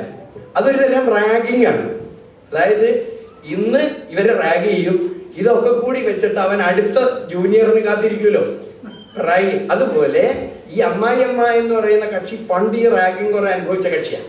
അയാള് ഇപ്പൊ അമ്മായിയമ്മ ആയപ്പോൾ മക്കളെ റാഗ് ചെയ്യാൻ തീരുമാനിക്കുകയാണ് നടന്നുകൊണ്ടിരിക്കുന്നത്. ഏതായിരുന്നാലും കുടുംബ ബന്ധങ്ങളിൽ ശിഥിലതകൾ വരുന്നതിന്റെ ഒരു കാരണം ഇവിടെ നമ്മൾ ഷെയർ ചെയ്യാൻ തയ്യാറാകാത്തതാണ്. ഭാര്യയും ഭർത്താവും തമ്മിൽ പോലും മറകൾ ഉണ്ടായി തീർന്നുകൊണ്ടിരിക്കുന്നു. ഇസ്ലാമിന്റെ ആദ്യത്തെ പാഠം എന്താണ്? അള്ളാഹുവിന്റെ റസൂൽ ഹിറാ ഗുഹയിൽ നിന്നുകൊണ്ട് നബിയായി തീർന്നതിന് ശേഷം ഹിറാ ഗുഹയിൽ നിന്ന് ഓടി വന്നുകൊണ്ട് പ്രവാചകൻ സല്ലല്ലാഹു അലൈഹി വസല്ലം അവിടുത്തെ വീട്ടുകാരിയോട് പറഞ്ഞ സമ്മിലൂനി, എന്നെ പുതപ്പിക്കുക എന്നതാണ്. പനിച്ചു വിറച്ചുകൊണ്ട് പ്രയാസപ്പെട്ടുകൊണ്ട് അള്ളാഹുവിന്റെ റസൂൽ വന്നുകൊണ്ട് പറഞ്ഞു എന്നെ പുതപ്പിക്കുക എന്ന്. ഇസ്ലാമിന്റെ 1ാമത്തെ അധ്യാപനം നിങ്ങൾ പരസ്പരം ശാന്തി നേരുക, അത്താണിയായി തീരുക. വിഷമങ്ങളിലും പ്രയാസങ്ങളിലും ഭർത്താവിന്റെ കൂടെ നീ ഉണ്ടായിരിക്കുക. നിന്റെ കൂടെ ഭർത്താവുണ്ട്. ഖുർആൻ പറഞ്ഞല്ലോ, നിങ്ങൾ അങ്ങോട്ട് നോക്കിയാൽ എങ്ങനെ ഇരിക്കണം? ഭർത്താവിനെ കണ്ടാൽ ഭാര്യയ്ക്ക് സന്തോഷം ഉണ്ടാകണം, ഭാര്യയെ കണ്ടാൽ ഭർത്താവിന് സന്തോഷം ഉണ്ടായിരിക്കണം. എപ്പോഴും പരാതി പറയുന്ന ഇടങ്ങേറുണ്ടാക്കുന്ന ഇങ്ങനെ ഒരു ഭാര്യയെ കുറിച്ച് സങ്കല്പിച്ചു നോക്കാം. ഇപ്പൊ നമ്മുടെ നാട്ടിലുള്ള കുടുംബങ്ങളുടെ ഛിദ്രതയുടെ ഒരു വലിയ കാരണം എന്തോ മനുഷ്യനാണ്. നിങ്ങളുടെ മാതിരി തന്നെയല്ലേ അയാളും. അയാളുടെ വീട്ടിൽ എന്തൊക്കെ സാധനമാണുള്ളത്, എത്ര രൂപയുടെ ഫ്രിഡ്ജാണ് അവിടെ ഇരിക്കണേ. നിങ്ങൾ അതുപോലത്തെ മനുഷ്യനാണ്. നിങ്ങളുടെ അവിടെ എന്താണുള്ളത്? അവിടുത്തെ കുട്ടികളുടെ ഡ്രസ്സ് നോക്കുക, വസ്ത്രധാരണത്തിന്റെ രീതിയെ സംബന്ധിച്ച് നാട്ടില് എന്ത് മാറ്റാണ്. ഓരോ കല്യാണത്തിനും പുതിയ പുതിയ സാരികൾ വാങ്ങിച്ചുകൊണ്ടിരിക്കുകയാണ് അവിടെ. ഇങ്ങനെ ചെയ്തുകൊണ്ട് മനുഷ്യര് ആണുങ്ങളെ ടെങ്ങേറാക്കിക്കൊണ്ടിരിക്കും. പെണ്ണുങ്ങൾ ഒരു ഭാഗത്ത്. ഇനി പെണ്ണുങ്ങളോടുള്ള പെരുമാറ്റത്തിലും അവഗണിക്കപ്പെടുന്ന അവസ്ഥയിലായിരിക്കും. ഇസ്ലാമിക കുടുംബത്തിന്റെ മർമ്മം പരസ്പരം മവദ്ദത്തും റഹ്മ, പ്രണയം ഉദ്ദീപനിക്കേണ്ടത് എവിടെയാണ്? ഞാൻ ഷേക്സ്പിയറിന്റെ കഥ ബോധപൂർവ്വം നിങ്ങളോട് പറഞ്ഞതാണ്. അവിടെ പ്രണയം ഉജ്ജീവനം നടത്തേണ്ടത് വിവാഹത്തിന് ശേഷം സ്ത്രീയും പുരുഷനും തമ്മിലുള്ള ജീവിതത്തിലാണ് പ്രണയം ഉണ്ടാകേണ്ടത്. കാണുന്നതൊക്കെ സൗന്ദര്യമായി തോന്നണം. അതുപോലെ പെരുമാറ്റങ്ങൾ പൂർണ്ണമായി സുന്ദരമായിരിക്കണം. ഒരുമിച്ച് കനവ് കാണുന്ന ഒരു അവസ്ഥയിലേക്ക് നീങ്ങാൻ കഴിയുമ്പോഴാണ് ഒരു സുന്ദരമായ കുടുംബം ഉണ്ടായിത്തീരുക. അതിന് നാം കുറെ അഡ്ജസ്റ്റ്മെന്റുകൾ ചെയ്യേണ്ടതായി വരും. ഈ അഡ്ജസ്റ്റ്മെന്റുകൾ ഒന്ന്, ഒരു വീട്ടിലേക്കാണ് വരുന്നത്, ഒരു പുതിയ വീട്. മക്കളെ പെൺകുട്ടികളെ പഠിപ്പിക്കുമ്പോഴും വേണം കേട്ടോ ഈ കാര്യം. പെൺകൊച്ചുങ്ങളെ പഠിപ്പിക്കുമ്പോൾ സാധാരണയായി നമ്മുടെ നാട്ടില്, നിങ്ങൾ ഈ പ്രവാസികളായ ആളുകളുടെ കുടുംബങ്ങളെ സംബന്ധിച്ച് അത്ര കാര്യമായ വിവരം എനിക്കില്ല. എന്നാൽ ഞങ്ങളുടെ നാട്ടിൽ പറയുന്നത് എങ്ങനെയാണെന്നോ, എൻ്റെ മോൾക്ക് ഒരു ചായ ഉണ്ടാക്കാൻ കൂടി അറിഞ്ഞൂടാ എന്ന് പറഞ്ഞാൽ അത് ഏറ്റവും വലിയ ക്വാളിഫിക്കേഷനാണ്. എന്ന് അവൾ അത്ര മിടുക്കിയാണ്, ഒരു ചായ ഉണ്ടാക്കാൻ അറിഞ്ഞുകൂടാ എന്നാണ് വലിയ കാര്യമായിട്ട് പറയുന്നത്. അതുപോലെ അവളെ സംബന്ധിച്ചിടത്തോളം ഈ ജീവിതത്തിൽ വേണ്ട കാര്യങ്ങളെ സംബന്ധിച്ച് യാതൊരു ധാരണയും നോക്കില്ല. മക്കളെ പറഞ്ഞു കൊടുക്കുമ്പോൾ വിടുമ്പോൾ, പണ്ട് മക്കളെ പറഞ്ഞയച്ചുകൊണ്ട് വിട്ടു. അള്ളാഹുവിന്റെ റസൂല് ഒരിക്കൽ ജീവിതത്തിന്റെ ലാഘവത്വത്തെ കുറിച്ച് ഫാത്തിമത്ത് സുഹറായ പഠിക്കും. ഒരു ദിവസം ഫാത്തിമ ബീവി അള്ളാഹുവിന്റെ റസൂലിന്റെ വീട്ടിലേക്ക് വന്നു. നബി സല്ലല്ലാഹു അലൈഹി വസല്ലം അവിടെ ഉണ്ടായിരുന്നില്ല, ആയിഷ ബീവിയാണ് ഉണ്ടായിരുന്നത്. ആയിഷാനോട് പറഞ്ഞു, എന്താണ് വന്നത്? ഞാൻ വാപ്പാനെ കാണാൻ വേണ്ടി വന്നതാണ്, ഇൻഷാ അല്ലാഹ് വരുമ്പോ പറഞ്ഞേക്കാം. അങ്ങനെ വരുമ്പോ പറഞ്ഞേക്കാൻ തീരുമാനിച്ചുകൊണ്ട് അള്ളാഹു റസൂൽ വന്നപ്പോ പറഞ്ഞു, ഫാത്തിമ വന്നിരുന്നു. നബി സല്ലല്ലാഹു അലൈഹി വസല്ലം ഇരുന്നില്ല വീട്ടില്. ഫാത്തിമ വന്നിരുന്നു, കാണാൻ വേണ്ടി വന്നതാണ്, വരുമ്പോൾ ഞാൻ വിവരം പറയാമെന്ന് പറഞ്ഞു. അള്ളാഹുവിന്റെ റസൂൽ ഇരുന്നില്ല അവിടെ. എന്നാൽ ഇച്ചിരി വെള്ളം കുടിച്ച് ഇരുന്നു കൊണ്ടുപോകാ എന്നല്ല, നേരെ ഫാത്തിമയുടെ വീട്ടിലെത്തി ചെന്നു. എന്തിനാണ് മോളെ വന്നത്? പറഞ്ഞു, വാപ്പാ എനിക്ക് വലിയ പ്രയാസമുണ്ട്. വെള്ളം കോരി ഈ കാവിൽ ചുമന്നു കൊണ്ടുവന്നിട്ട് എൻ്റെ തോളിൻ്റെ എല്ല് പൊട്ടിയിരിക്കുന്നു, പുറമൊക്കെ പൊട്ടി, അത് വലിയ പ്രയാസമായിരിക്കുന്നു. ആസുകല്ല് പിടിച്ച് എൻ്റെ കയ്യിലെ തയമ്പൊക്കെ പൊട്ടിയിരിക്കുന്നു. ധാരാളം സ്ത്രീകൾ ഇവിടെ ഭൃത്യരായ ഗണത്തിലേക്ക് പെട്ടിരിക്കുന്ന പെണ്ണുങ്ങൾ വന്നു പെട്ടിരിക്കുന്നു പറഞ്ഞു. ഒരാളിനെ എനിക്ക് കിട്ടിയാൽ ഒരു ആശ്വാസമായിരുന്നു. അല്ലാഹുവിന്റെ റസൂൽ പറഞ്ഞു, ഫാത്തിമ നീ പറഞ്ഞത് ശരിയാണ്, നിന്റെ കൈ പൊട്ടിയിരിക്കുന്നു, എനിക്കൊരു വേദനയുണ്ട്. നിന്റെ തോളലിന്റെ മുകളിലുള്ള തൊലി ഉരിഞ്ഞു പോയിരിക്കുന്നു, അതിനും എനിക്ക് നൊമ്പരമുണ്ട്. പക്ഷെ ഇതിനേക്കാൾ നല്ലത് ഞാൻ നിങ്ങൾക്ക് പറഞ്ഞു തരട്ടെയോ? നിങ്ങൾ രണ്ടുപേരും കിടന്നുറങ്ങുന്നതിന് മുമ്പ് സുബ്ഹാനല്ലാഹ്, അൽഹംദുലില്ലാഹ്, അല്ലാഹു അക്ബർ എന്ന് 33 പ്രാവശ്യം പറയുകയും അവസാനം ലാ ഇലാഹ ഇല്ലല്ലാഹ് പറഞ്ഞുകൊണ്ട് നൂറാക്കുകയും ചെയ്യുക. ഇതാണ് നിനക്ക് ധാരാളം അടിമ സ്ത്രീകൾ നിന്നെ വേല ചെയ്യുന്നതിനേക്കാളും കൂടുതലായി ഞാൻ നിനക്ക് ഇഷ്ടപ്പെടുന്നത് എന്ന് മഹാനായ തിരുദൂതർ സല്ലല്ലാഹു അലൈഹി വസല്ലം പഠിപ്പിച്ചു. കുടുംബത്തിൽ നമ്മൾ എപ്പോഴും പരമാവധി ജീവിതത്തിൽ ലാളിത്യം പുലർത്തേണ്ടതുണ്ട്. ഉണ്ടായതുകൊണ്ട് കഴിക്കുന്ന ഒരാള് ഒരു കല്യാണത്തിൽ മധ്യസ്ഥം വഹിക്കാൻ, പിരിഞ്ഞു പോണ ഒരു കല്യാണത്തിൽ മധ്യസ്ഥം വഹിക്കാൻ ഇടവന്നു. അപ്പോ തൃശ്ശൂരിലുള്ള ഒരു മുതലാളിയുടെ മോളെ എറണാകുളത്തുള്ള ഒരു മുതലാളിയുടെ മകൻ കല്യാണം കഴിച്ചാണ്. വലിയ കല്യാണം പൊട്ടിക്കഴിഞ്ഞിട്ട് സാന്ദർഭികമായി അതിന്റെ മധ്യസ്ഥതയ്ക്ക് നമ്മളാണ് അതിനിടക്ക് പെട്ടാണ്. അങ്ങനെ വന്ന് നമ്മുടെ വീട്ടിൽ വെച്ച് ഈ കാര്യങ്ങൾ പറഞ്ഞപ്പോ 450 പവൻ സ്വർണം ഇയാളുടെ മോൾക്ക് കൊടുത്തിട്ടുണ്ട്. അത് കൂടാതെ ഞാൻ അന്നാണ് ഈ സാധനം കാണുന്നത്, ഈ നമ്മുടെ 50 പൈസ തൊട്ടിന്റെ അത്രയുള്ള സ്വർണത്തിൻ്റെതായ കുതിരപ്പവൻ, അതൊരു 70 എണ്ണം കിഴി കെട്ടി അമ്മായിയമ്മയ്ക്ക് പ്രത്യേകം കൊടുത്തിരുന്നു. ഇതൊക്കെ കൂടി നമ്മുടെ വീട്ടിൽ വെച്ചുകൊണ്ടാണ് അത് തിരിച്ചു കൊടുത്തി കാര്യങ്ങൾ അവസാനിപ്പിച്ചത്.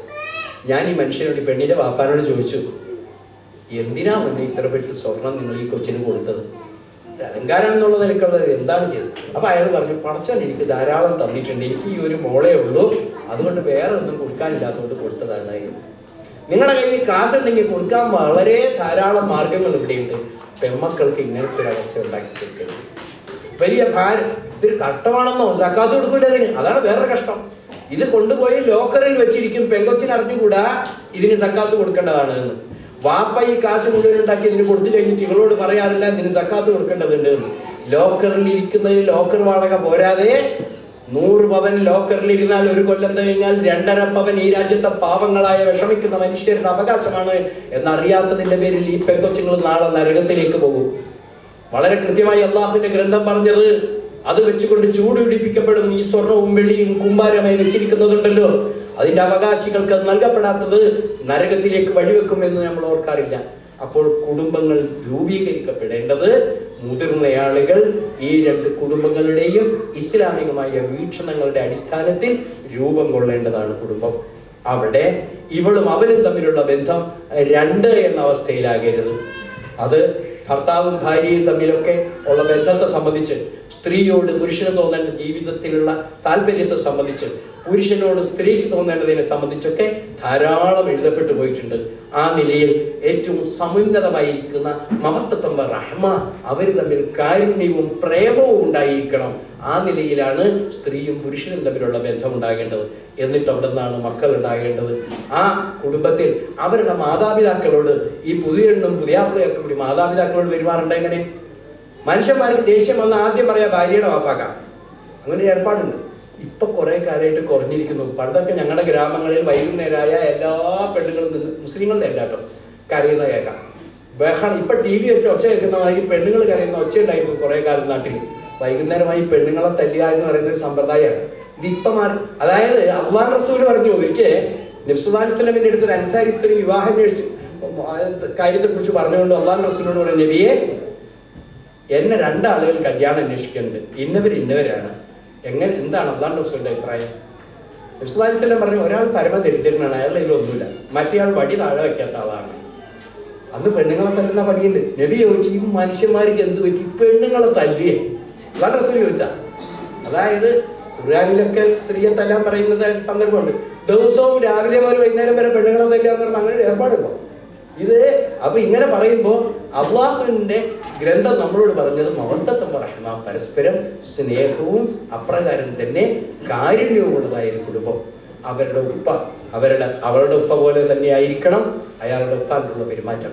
കാരണം ഈ ഉപ്പാനോട് എങ്ങനെ പെരുമാറുന്നുവോ ഇതുപോലെയാണ് അവളുടെ ആങ്ങളെ വേറൊരെണ്ണത്തിന് അവിടെ കൊണ്ടുവന്ന് വെച്ചിട്ടുണ്ട്.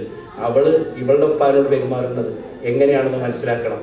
നമ്മൾ ജീവിതത്തിൽ മനസ്സിലാക്കാനുള്ളത് ഇത് എല്ലാറ്റിലും ഒരു കൃത്യമായി അള്ളാഹുവിന്റെ തിരുനൂർ സല്ലല്ലാഹു അലൈഹി വസല്ലം നമ്മളോട് പഠിപ്പിച്ചിരിക്കുന്നു. മാതാപിതാക്കളോട് എങ്ങനെ പെരുമാറണം. മുസ്ലിം ഉദ്ധരിക്കുന്ന ഒരു ഹദീസിൽ നിങ്ങൾ ധാരാളം കേട്ടിട്ടുള്ളതാണ്. 3 ഗുണവാന്മാരായ ആളുകൾ ഒരു ഗുഹയിൽ കുടുങ്ങി. അവിടെ നിന്ന് അവർ രക്ഷപ്പെട്ട കാര്യങ്ങളെ സംബന്ധിച്ച് പറഞ്ഞു. അതിലൊരു കാര്യം, ഓരോരുത്തരും അവരവർ ചെയ്തതായ നന്മകളെ കുറിച്ച് നിങ്ങൾ പറഞ്ഞതിന് എല്ലാവർക്കും അറിയാവുന്ന കാര്യമായതുകൊണ്ട് ഞാൻ ഓരോന്നും വിശദീകരിക്കുന്നില്ല. ഇങ്ങനെ അവരോരോരുത്തരും പറഞ്ഞു, നമ്മൾ ഓരോരുത്തരും ചെയ്തിരിക്കുന്നതായ നന്മകൾ പറഞ്ഞുകൊണ്ട് നമുക്ക് അള്ളാഹുവിനോട് വസീല ചെയ്യാം, അള്ളാഹുവിനോട് ഇടപെടൽ നടത്താം. അപ്പോൾ എന്ന് പറഞ്ഞുകൊണ്ട് ഓരോ മനുഷ്യരും 2 പേര് അവരവർ ചെയ്തത് പറഞ്ഞു. 3ാമത്തെ മനുഷ്യൻ പറഞ്ഞു, അള്ളാഹുവേ, എനിക്ക് വൃദ്ധരായ മാതാപിതാക്കൾ ഉണ്ടായിരുന്നു. ഞാൻ ആടിനെ മേയ്ക്കാൻ വേണ്ടി പുറത്തു പോയി കഴിഞ്ഞാൽ തിരിച്ചു വന്ന് ആടിനെ കറന്ന് നിറം ചൂടുള്ള ആ പാല് എൻ്റെ മാതാപിതാക്കൾക്ക് കൊടുത്തതിന് ശേഷമേ ഞാൻ എൻ്റെ ഭാര്യയെയും മക്കളെയും ഊട്ടാറുള്ളൂ, അവർക്ക് കൊടുക്കാറുള്ളൂ. ഞാനൊരു ദിവസം കറന്ന പാലുമായി കൊട്ടകത്തേക്ക് വന്നപ്പോൾ അല്പം വൈകിപ്പോയിരുന്നു. എൻ്റെ മാതാപിതാക്കൾ ഉറങ്ങിപ്പോയിരുന്നു. ഞാൻ എന്നിട്ട് അവരുടെ ഉറക്കത്തെ വഞ്ചിച്ചുകൊണ്ട് അവരെ വിളിച്ചുണർത്താൻ ഞാൻ ആഗ്രഹിച്ചില്ല. ഞാൻ കറന്ന പാലും കയ്യിൽ വെച്ചുകൊണ്ട് എൻ്റെ മാതാപിതാക്കൾ ഉണരുന്നത് വരെ ഞാൻ കാത്തിരുന്നു. എൻ്റെ ഭാര്യയും എൻ്റെ കൊച്ചുമക്കളും എൻ്റെ കാലിൽ കിടന്ന് അലമുറയിടുന്നുണ്ടായിരുന്നു. വിശന്നിട്ട് പാലിന് വേണ്ടിക്കൊണ്ടവർ അലമുറയിട്ടപ്പോൾ അള്ളാഹുവേ, നിന്റെ പൊരുത്തം കരുതിക്കൊണ്ട് എൻ്റെ മാതാപിതാക്കളെ കുടിപ്പിക്കുന്നതിന് മുമ്പ് എൻ്റെ ഭാര്യ സന്താനങ്ങളെ കുടിപ്പിക്കാൻ ഞാൻ ഇഷ്ടപ്പെട്ടില്ല റബ്ബേ. അത് നിന്റെ തൃപ്തിയെ കരുതിക്കൊണ്ടാണ് ഞാനത് ചെയ്തത്. നീ അത് തൃപ്തിപ്പെട്ടിട്ടുണ്ട് എങ്കിൽ ഞങ്ങളെ ഈ ആപത്തിൽ നിരീക്ഷിക്കണമേ എന്ന് അവിടെ അല്ലാഹു റസൂൽ പറഞ്ഞ കഥയാണ്. അതോടുകൂടി ആ പാറ മാറി എന്ന്. മാതാപിതാക്കളോടുള്ള കടപ്പാടിൽ ഭർത്താവിൻ്റെ മാതാപിതാക്കളോട് ഭർത്താവിൻ്റെ കടമ നിർവഹിക്കാൻ ഭാര്യ കൂടെ ഉണ്ടായിരിക്കണം. ഭാര്യയോടുള്ള മാതാപിതാക്കളോട് കടമ നിർവഹിക്കാൻ ഭർത്താവും ഒപ്പം ഉണ്ടായിരിക്കണം. അയാൾ മനസ്സിലാക്കണം, എനിക്ക് എൻ്റെ ഉമ്മ എന്തുമാത്രം പ്രാധാന്യമുള്ളതാണോ അതുപോലെയാണല്ലോ അവൾക്ക് അവളുടെ ഉമ്മ എന്ന ധാരണ ഉണ്ടാകണം. അപ്പം മാതാപിതാക്കളും മക്കളും ഭാര്യ ഭർത്താക്കന്മാരും ഒരുമിച്ച് കൂടുമ്പോൾ മക്കളോടെങ്ങനെയായിരിക്കണം? പടച്ചോനെ മക്കളെ സംബന്ധിച്ച് പറയുമ്പോൾ വൈക്കം മുഹമ്മദ് ബഷീറിൻ്റെ ഓർമ്മയുടെ അറിയുള്ളൊരു കഥയുണ്ട്. അതായത് ഈ കൊച്ചുങ്ങൾ ഇയാൾ തൃശ്ശൂർ താമസിക്കുന്ന ഒരു നമ്പൂരിൻ്റെ വീട്ടിലാണ് താമസിക്കുന്നത്. വൈക്കം ബഷീർ നമ്പൂരിൻ്റെ വീട്ടിൽ താമസിച്ചുകൊണ്ടിരുന്നപ്പോൾ ഇയാൾ വലിയ ആദ്യ നമ്പൂതിരിയുടെ മകനാണ്. അയാളും അയാളുടെ ഭാര്യ അന്തർജനം അവിടെയുണ്ട്. ഒരു 5 വയസ്സായ ചെറിയ കുട്ടിയും അവിടെയുണ്ട്. ഇങ്ങനെ ഇരിക്കെ ഒരു ദിവസം ഈ അത്തോലമ്മ എന്ന് പറഞ്ഞാൽ ഇയാളുടെ ഭാര്യ ബഷീറിനോട് ചോദിച്ചു, ബഷീർ എന്ത് മുസ്ലിമാണ്? അപ്പോൾ പറഞ്ഞു, മുസ്ലിങ്ങൾ 3 തരമുണ്ട്. മല മുസ്ലിം, അയാൾ വേട്ടയാടും. കര മുസ്ലിം, അത് നാട്ടിൽ കൃഷിപ്പണിയൊക്കെ ഇരുന്ന് നടത്തുന്നു. കടൽ മുസ്ലിം, മീൻ പിടിക്കും. അതിന് ബഷീർ ഏതാ? ഞാൻ കര മുസ്ലിമാണ് എന്ന് പറഞ്ഞു. ഈ അന്തർജനത്തിനോട് അദ്ദേഹം തമാശ പറഞ്ഞതാണ്. അപ്പം ഇയാളോടെ നിൽപ്പുണ്ട്, ഈ കൊച്ചുകുട്ടിയോടെ നിൽപ്പുണ്ട്. ആരും ശ്രദ്ധിച്ചില്ലേ കൈ? കുറേ ദിവസം കഴിഞ്ഞ് ആർഷഭാരതത്തിൻ്റെ അടിസ്ഥാനമായിരിക്കുന്ന ബ്രാഹ്മണ്യത്തിൻ്റെ നിദർശനമായിരിക്കുന്ന അന്തർജനത്തിൻ്റെ അച്ഛൻ കയറി വന്നു. അപ്പോൾ ഒരു മുസ്ലിം വീട്ടിൽ താമസിക്കുന്ന അറിയിക്കാതിരിക്കാൻ വേണ്ടി ബഷീറിനെ അകത്തൊരു മുറിയിൽ കൊണ്ടുപോയി സ്വസ്ഥമായിട്ട് അകത്ത് വിട്ടി. ഇയാൾ പുറത്തു പോകുന്നത് വരെ ബഷീർ പുറത്തു വരണ്ട എന്ന് വെച്ച് അവൾ ചെയ്തു.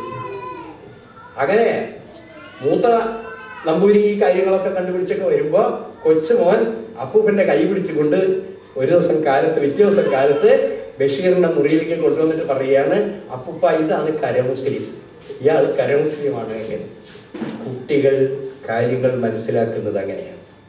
നമ്മൾ കുഞ്ഞുങ്ങളുടെ അടുത്ത് നിന്നുകൊണ്ട് നമ്മൾ എന്ത് പറയുന്നുവോ നന്മ തന്നെ. അല്ലാഹു റസൂൽ പറഞ്ഞത് 10 വയസ്സ് വരെ ഉപദേശിക്കുകയും 10 വയസ്സിന് ശേഷം നിങ്ങൾ മക്കളെ തല്ലുകയും ചെയ്യണം. എന്തിന്? സംസ്കരിക്കാതിരിക്കുന്നതിന്.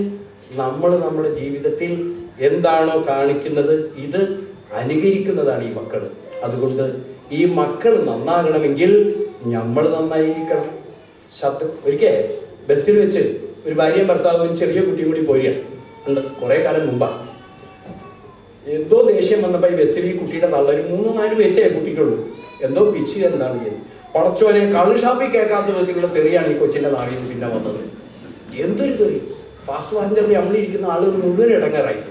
കൊച്ചതുപോലെ തെറി പറയും. തെറി പറയുമ്പോൾ ഇവർ തല്ലിൽ കൂട്ടി, അപ്പം തെറി കൂടി. എന്താണ് ഇതിൻ്റെ കാരണം? നമ്മൾ എങ്ങനെയാണോ അങ്ങനെയാണോ നമ്മുടെ മക്കളുണ്ടാക്കുക. നമ്മൾ കാരുണ്യത്തിൻ്റെ സ്വഭാവത്തിൽ മറ്റു മനുഷ്യരോട് നല്ല നിലയിൽ പെരുമാറുന്നത് കാണിച്ചു കൊടുത്താൽ നമ്മുടെ മക്കളത് ചെയ്യും. നമ്മളത് ചെയ്യുന്നത് അവരോടായിരിക്കണം. ഇസ്ലാമിനോട് പ്രതിബദ്ധത ഉണ്ടാക്കണം നമ്മുടെ മക്കൾക്ക്. അതുപോലെ തന്നെ മക്കൾക്ക് വേണ്ടി പ്രാർത്ഥിക്കുക. മക്കൾ മാതാപിതാക്കൾക്ക് വേണ്ടി പ്രാർത്ഥിക്കാൻ അല്ലാഹു പറഞ്ഞു. മക്കൾക്ക് വേണ്ടി പ്രാർത്ഥിക്കുക. അള്ളാഹുവിൻ്റെ തിരുദൂതർ സല്ലല്ലാഹു അലൈഹി വസല്ലം പഠിപ്പിച്ചു, വാപ്പാമാരുടെ പ്രാർത്ഥനയാണ് മക്കൾക്ക് ഏറ്റവും കൂടുതലായി കൊണ്ട് കബൂൽ ചെയ്യപ്പെടുക. അധ്വാനിക്കുന്നയാളുടെ വേർപ്പറ്റിയെ പ്രയാസപ്പെട്ട് വളർത്തിയെടുത്തിരിക്കുന്നു. അതുകൊണ്ട് അവന് വേണ്ടിക്കൊണ്ട് അയാൾ ദ്വാ ചെയ്യുമ്പോൾ സ്വീകരിക്കപ്പെടും. ഇവിടെ കുടുംബങ്ങൾ വളരെ അന്യം നിന്നുകൊണ്ടിരിക്കുന്നു. നമ്മുടെ നാട്ടിൽ വലിയ പ്രശ്നങ്ങൾ ഈ സമൂഹത്തിലുണ്ടായിരിക്കുന്നു. വൈവിധ്യമാർന്ന കാരണങ്ങളാൽ ഇസ്ലാം പുറത്തു പോകുമ്പോൾ അവിടേക്ക് ഈ പുതിയ സങ്കേതങ്ങൾ തിരിച്ചു വരുന്നു. മലയാളത്തിലെ ഏറ്റവും പുതിയ ചിന്തകൻ, ഏറ്റവും കൂടുതൽ അറിയപ്പെടുന്ന ചിന്തകനായ എം ഗംഗാധരൻ പറഞ്ഞത് തകർക്കപ്പെടേണ്ടത് കുടുംബമാണ് എന്നാണ്. ഇപ്പോൾ ഉള്ള കുടുംബം എന്നതിൻ്റെ ആ വിശുദ്ധി തകർക്കപ്പെടേണ്ടതാണ് എന്നാണ് അദ്ദേഹത്തിൻ്റെ അഭിപ്രായം പറഞ്ഞത്. തകർക്കണം കുടുംബമെന്നും കമ്മ്യൂണിസം പ്രാവർത്തികമാകുമ്പോൾ കുടുംബമില്ലാത്തൊരു കാലത്തെക്കുറിച്ചുള്ള ഒരു യൂട്ടോപ്യൻ ചിന്താഗതിയൊക്കെ അവിടെയുണ്ട്. പക്ഷേ നിങ്ങൾ മനസ്സിലാക്കുക, ലോകത്ത് ഏറ്റവും കൂടുതൽ വിരക്തി അനുഭവിക്കുന്ന സമൂഹം അമേരിക്കൻ സമൂഹമാണ്. സിംഗിൾ പാരൻറ്റ്, അച്ഛൻ മാത്രമുള്ളൊരു സമൂഹം. അമ്മമാരുടെ കൂടെ അച്ഛനില്ലാത്ത, അച്ഛനൊറ്റയ്ക്ക് കഴിയുകയും അമ്മയും കുഞ്ഞും മാത്രം മാറി നിൽക്കുകയും ചെയ്യുന്ന സിംഗിൾ പാരൻറ്റിൻ്റെ കുടുംബം. 27 ആളുകളെ ഒരേ നിമിഷം കൊണ്ട് വെടിവെച്ച് തീർക്കുന്ന ഒരു കൗമാരക്കാരൻ്റെ കൈ അറക്കാത്ത കൊലപാതകികളുടെ കൈ ഉണ്ടായിത്തീരുന്നതിൻ്റെ കാരണം കൃത്യമായി മാതാപിതാക്കൾ മക്കളെ വളർത്താൻ നിൽക്കാത്തതിൻ്റെ പേരിലാണ്. മനുഷ്യത്വത്തോടു കൂടി മക്കളെ വളർത്താൻ പറ്റുന്ന നിലയിൽ മുത്തശ്ശി കഥകൾ പറയുന്ന, സന്മാർഗ കഥകൾ പറഞ്ഞു കൊടുക്കുന്ന നല്ല നിലയിലുള്ള കുടുംബങ്ങൾ ഉണ്ടായിത്തീരണമെങ്കിൽ അള്ളാഹുവിൻ്റെ ഗ്രന്ഥം പറയുന്ന നിലയിലേക്ക് കുടുംബം മാറേണ്ടതുണ്ട്. നമ്മൾ മനസ്സിലാക്കണം, ജീവിതത്തിൽ മരണാനന്തരം അള്ളാഹുവിൻ്റെ മുമ്പിൽ ഉത്തരം പറയേണ്ടതാണ് എന്ന ബോധ്യത്തോടു കൂടിയാണ് നമ്മൾ ഓരോരുത്തരും നമ്മുടെ ജീവിതത്തെ നിയന്ത്രിച്ച് നടത്തേണ്ടത്. ആഗ്രഹങ്ങളില്ലാത്ത ആളുകളില്ല. കണ്ണുകൾക്ക് കാണാൻ പാടില്ലാത്തത്, കാതുകൾക്ക് കേൾക്കാൻ പാടില്ലാത്തത് പരിധി. ഒരാൾ മുസ്ലിം ആകുന്നതോടുകൂടി സ്വയം വരിക്കുന്നതാണ്. ഇസ്ലാം സ്വീകരിക്കുന്നതോടുകൂടി ഒരു മനുഷ്യൻ്റെ നാവിന് എത്ര സ്വാദിഷ്ടമായിരിക്കുന്നാലും ചില ഭക്ഷണ പദാർത്ഥങ്ങൾ പാടില്ല എന്ന് പറഞ്ഞിരിക്കുന്നു. ചിലതൊക്കെ കുടിക്കരുത് എന്ന് പറഞ്ഞിരിക്കുന്നു. ചില മാതിരിയിൽ വസ്ത്രധാരണം പാടില്ല എന്ന് പറഞ്ഞിരിക്കുന്നു. ഒരാൾ മുസ്ലിമാകാൻ തീരുമാനിക്കുന്നതോടുകൂടി അയാളുടെ വസ്ത്രധാരണ മര്യാദകൾ പ്രത്യേകമായി തീർന്നിരിക്കുന്നു. അപ്രകാരം തന്നെ അയാളുടെ ഭക്ഷണ പദാർത്ഥങ്ങൾക്ക് പരിധികൾ വന്നിരിക്കുന്നു. അയാളുടെ അയോധന പ്രക്രിയയിൽ സമ്പത്ത് സ്വരൂപിക്കുന്നതിനെ സംബന്ധിച്ച് ഇതിനൊക്കെ കൃത്യമായി ലിമിറ്റുകൾ വന്നിരിക്കുന്നു. അതിൻ്റെ അടിസ്ഥാനം ഏകകമായിരിക്കുന്ന കുടുംബമാണ്. ഈ കുടുംബത്തെ അംഗീകരിക്കുമ്പോൾ അള്ളാഹുവിന് വേണ്ടിക്കൊണ്ടാണെങ്കിൽ പ്രവാചകൻ സല്ലല്ലാഹു അലൈഹി വസല്ലം പഠിപ്പിച്ചു, പെണ്ണുങ്ങളോട് ഏറ്റവും നല്ല നിലയിൽ പെരുമാറുക. കാരണം അള്ളാഹുവിൻ്റെ നാമത്തിലാണ് അവരെ നിങ്ങൾക്ക് വിധേയയാക്കി തന്നിരിക്കുന്നത്. അറഫാ ദിനത്തിൽ അള്ളാഹുവിൻ്റെ റസൂല് ഈ സമുദായത്തിലെ 1.25 ലക്ഷത്തോളം വരുന്ന ആളുകളെ വിളിച്ചുകൊണ്ട് പറഞ്ഞു, നിങ്ങൾ ഓർക്കുക, സ്ത്രീകളെ നിങ്ങൾക്ക് വിധേയയാക്കി തന്നിരിക്കുന്നത് അള്ളാഹുവിൻ്റെ നാമത്തിലാണ്. നിങ്ങളിലെ മാന്യന്മാരായ ആളുകൾ ആരാണ്? പുരുഷന്മാരെ വിളിച്ചുകൊണ്ട് അള്ളാഹുവിൻ്റെ പ്രവാചകൻ പറഞ്ഞു, നിങ്ങളിലെ യോഗ്യന്മാരായ ആളുകൾ, നിങ്ങൾ ഉദ്യോഗ സ്ഥലങ്ങളിൽ ഔന്നിത്യമുള്ള ആളുകളോ വ്യവസായ രംഗങ്ങളിൽ ഉയർന്ന ആളുകളോ അങ്ങാടികളിൽ മാന്യന്മാരായി വർത്തമാനം പറയുന്നവരോ അല്ല. ഖിയാറുക്കും ഖിയാറുക്കും നിസായിഹും, നിന്റെ പെണ്ണിനോട് നന്നായി പെരുമാറുന്നത്, നിന്റെ അടുക്കളയിൽ നിനക്ക് വേണ്ടിക്കൊണ്ട് ഭക്ഷണം പാകം ചെയ്യുന്ന, നിന്റെ മക്കളെ പ്രസവിച്ച് പോറ്റി വളർത്തിക്കൊണ്ടിരിക്കുന്ന, നിനക്ക് ശേഷം നല്ല മക്കള് നിന്റെ പിൻഗാമികളായി നിന്റെ ഖബറിൻ്റെ അടുത്ത് നിന്നുകൊണ്ട് അല്ലാഹുവേ നീ എൻ്റെ പിതാവിനെ പുറത്തു കൊടുക്കണമേ എന്ന് പറയുന്ന നല്ല മക്കളെ പ്രസവിക്കുന്ന നല്ല മാതാക്കൾ, ഈ മാതാക്കളെ നിങ്ങൾക്ക്, ഈ പെണ്ണുങ്ങളെ നിങ്ങൾക്ക് വിധേയയാക്കി തന്നിരിക്കുന്ന അള്ളാഹുവിൻ്റെ നാമത്തിലാണ്. അതുകൊണ്ട് നിങ്ങൾ അള്ളാഹുവിനെ സൂക്ഷിക്കുക സ്ത്രീകളുടെ കാര്യത്തിൽ.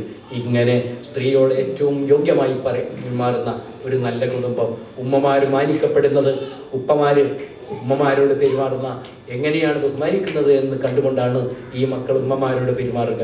ഓർക്കുക, അള്ളാഹുവിൻ്റെ ദീൻ ഇത് വിശുദ്ധമായിരിക്കുന്ന തെസ്കിയത്ത് നടത്തുന്ന മനുഷ്യ ജീവിതത്തെ വിശുദ്ധീകരിക്കപ്പെടുന്ന ഒരു മഹത്തായ ജീവിത പ്രസ്ഥാനമാണ്.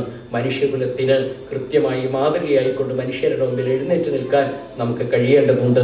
അതിന് അല്ലാഹു സുബ്ഹാനഹു വ തആല നമുക്ക് ഏവർക്കും അനുഗ്രഹം ചൊരിയുമാറാകട്ടെ. നമ്മിൽ നിന്ന് വന്നുപോയ എല്ലാ ദോഷങ്ങളും അവൻ നമുക്കെല്ലാവർക്കും വിട്ടുപുറത്ത് മാപ്പ് നൽകുമാറാകട്ടെ. നമ്മുടെ കുടുംബങ്ങളെ അല്ലാഹു സുബ്ഹാനഹു വ തആല ഇസ്ലാമിക കുടുംബങ്ങളാക്കി മാറ്റി തീർക്കുമാറാകട്ടെ. നമ്മുടെ സന്താനങ്ങളെ അല്ലാഹു സുബ്ഹാനഹു വ തആല ഈ ദീനിൻ്റെ ഉത്തമ സേവകരാക്കി തീർക്കുമാറാകട്ടെ. നാളെ മഹ്ശറാ ദിനത്തിൽ ഒരുമിച്ച് കൂടപ്പെടുമ്പോൾ അള്ളാഹുവിൻ്റെ വിശുദ്ധരായ അടിയാറുകളുടെ കൂട്ടത്തിൽ അല്ലാഹു സുബ്ഹാനഹു വ തആല നമ്മേവരെയും ചേർക്കുമാറാകട്ടെ.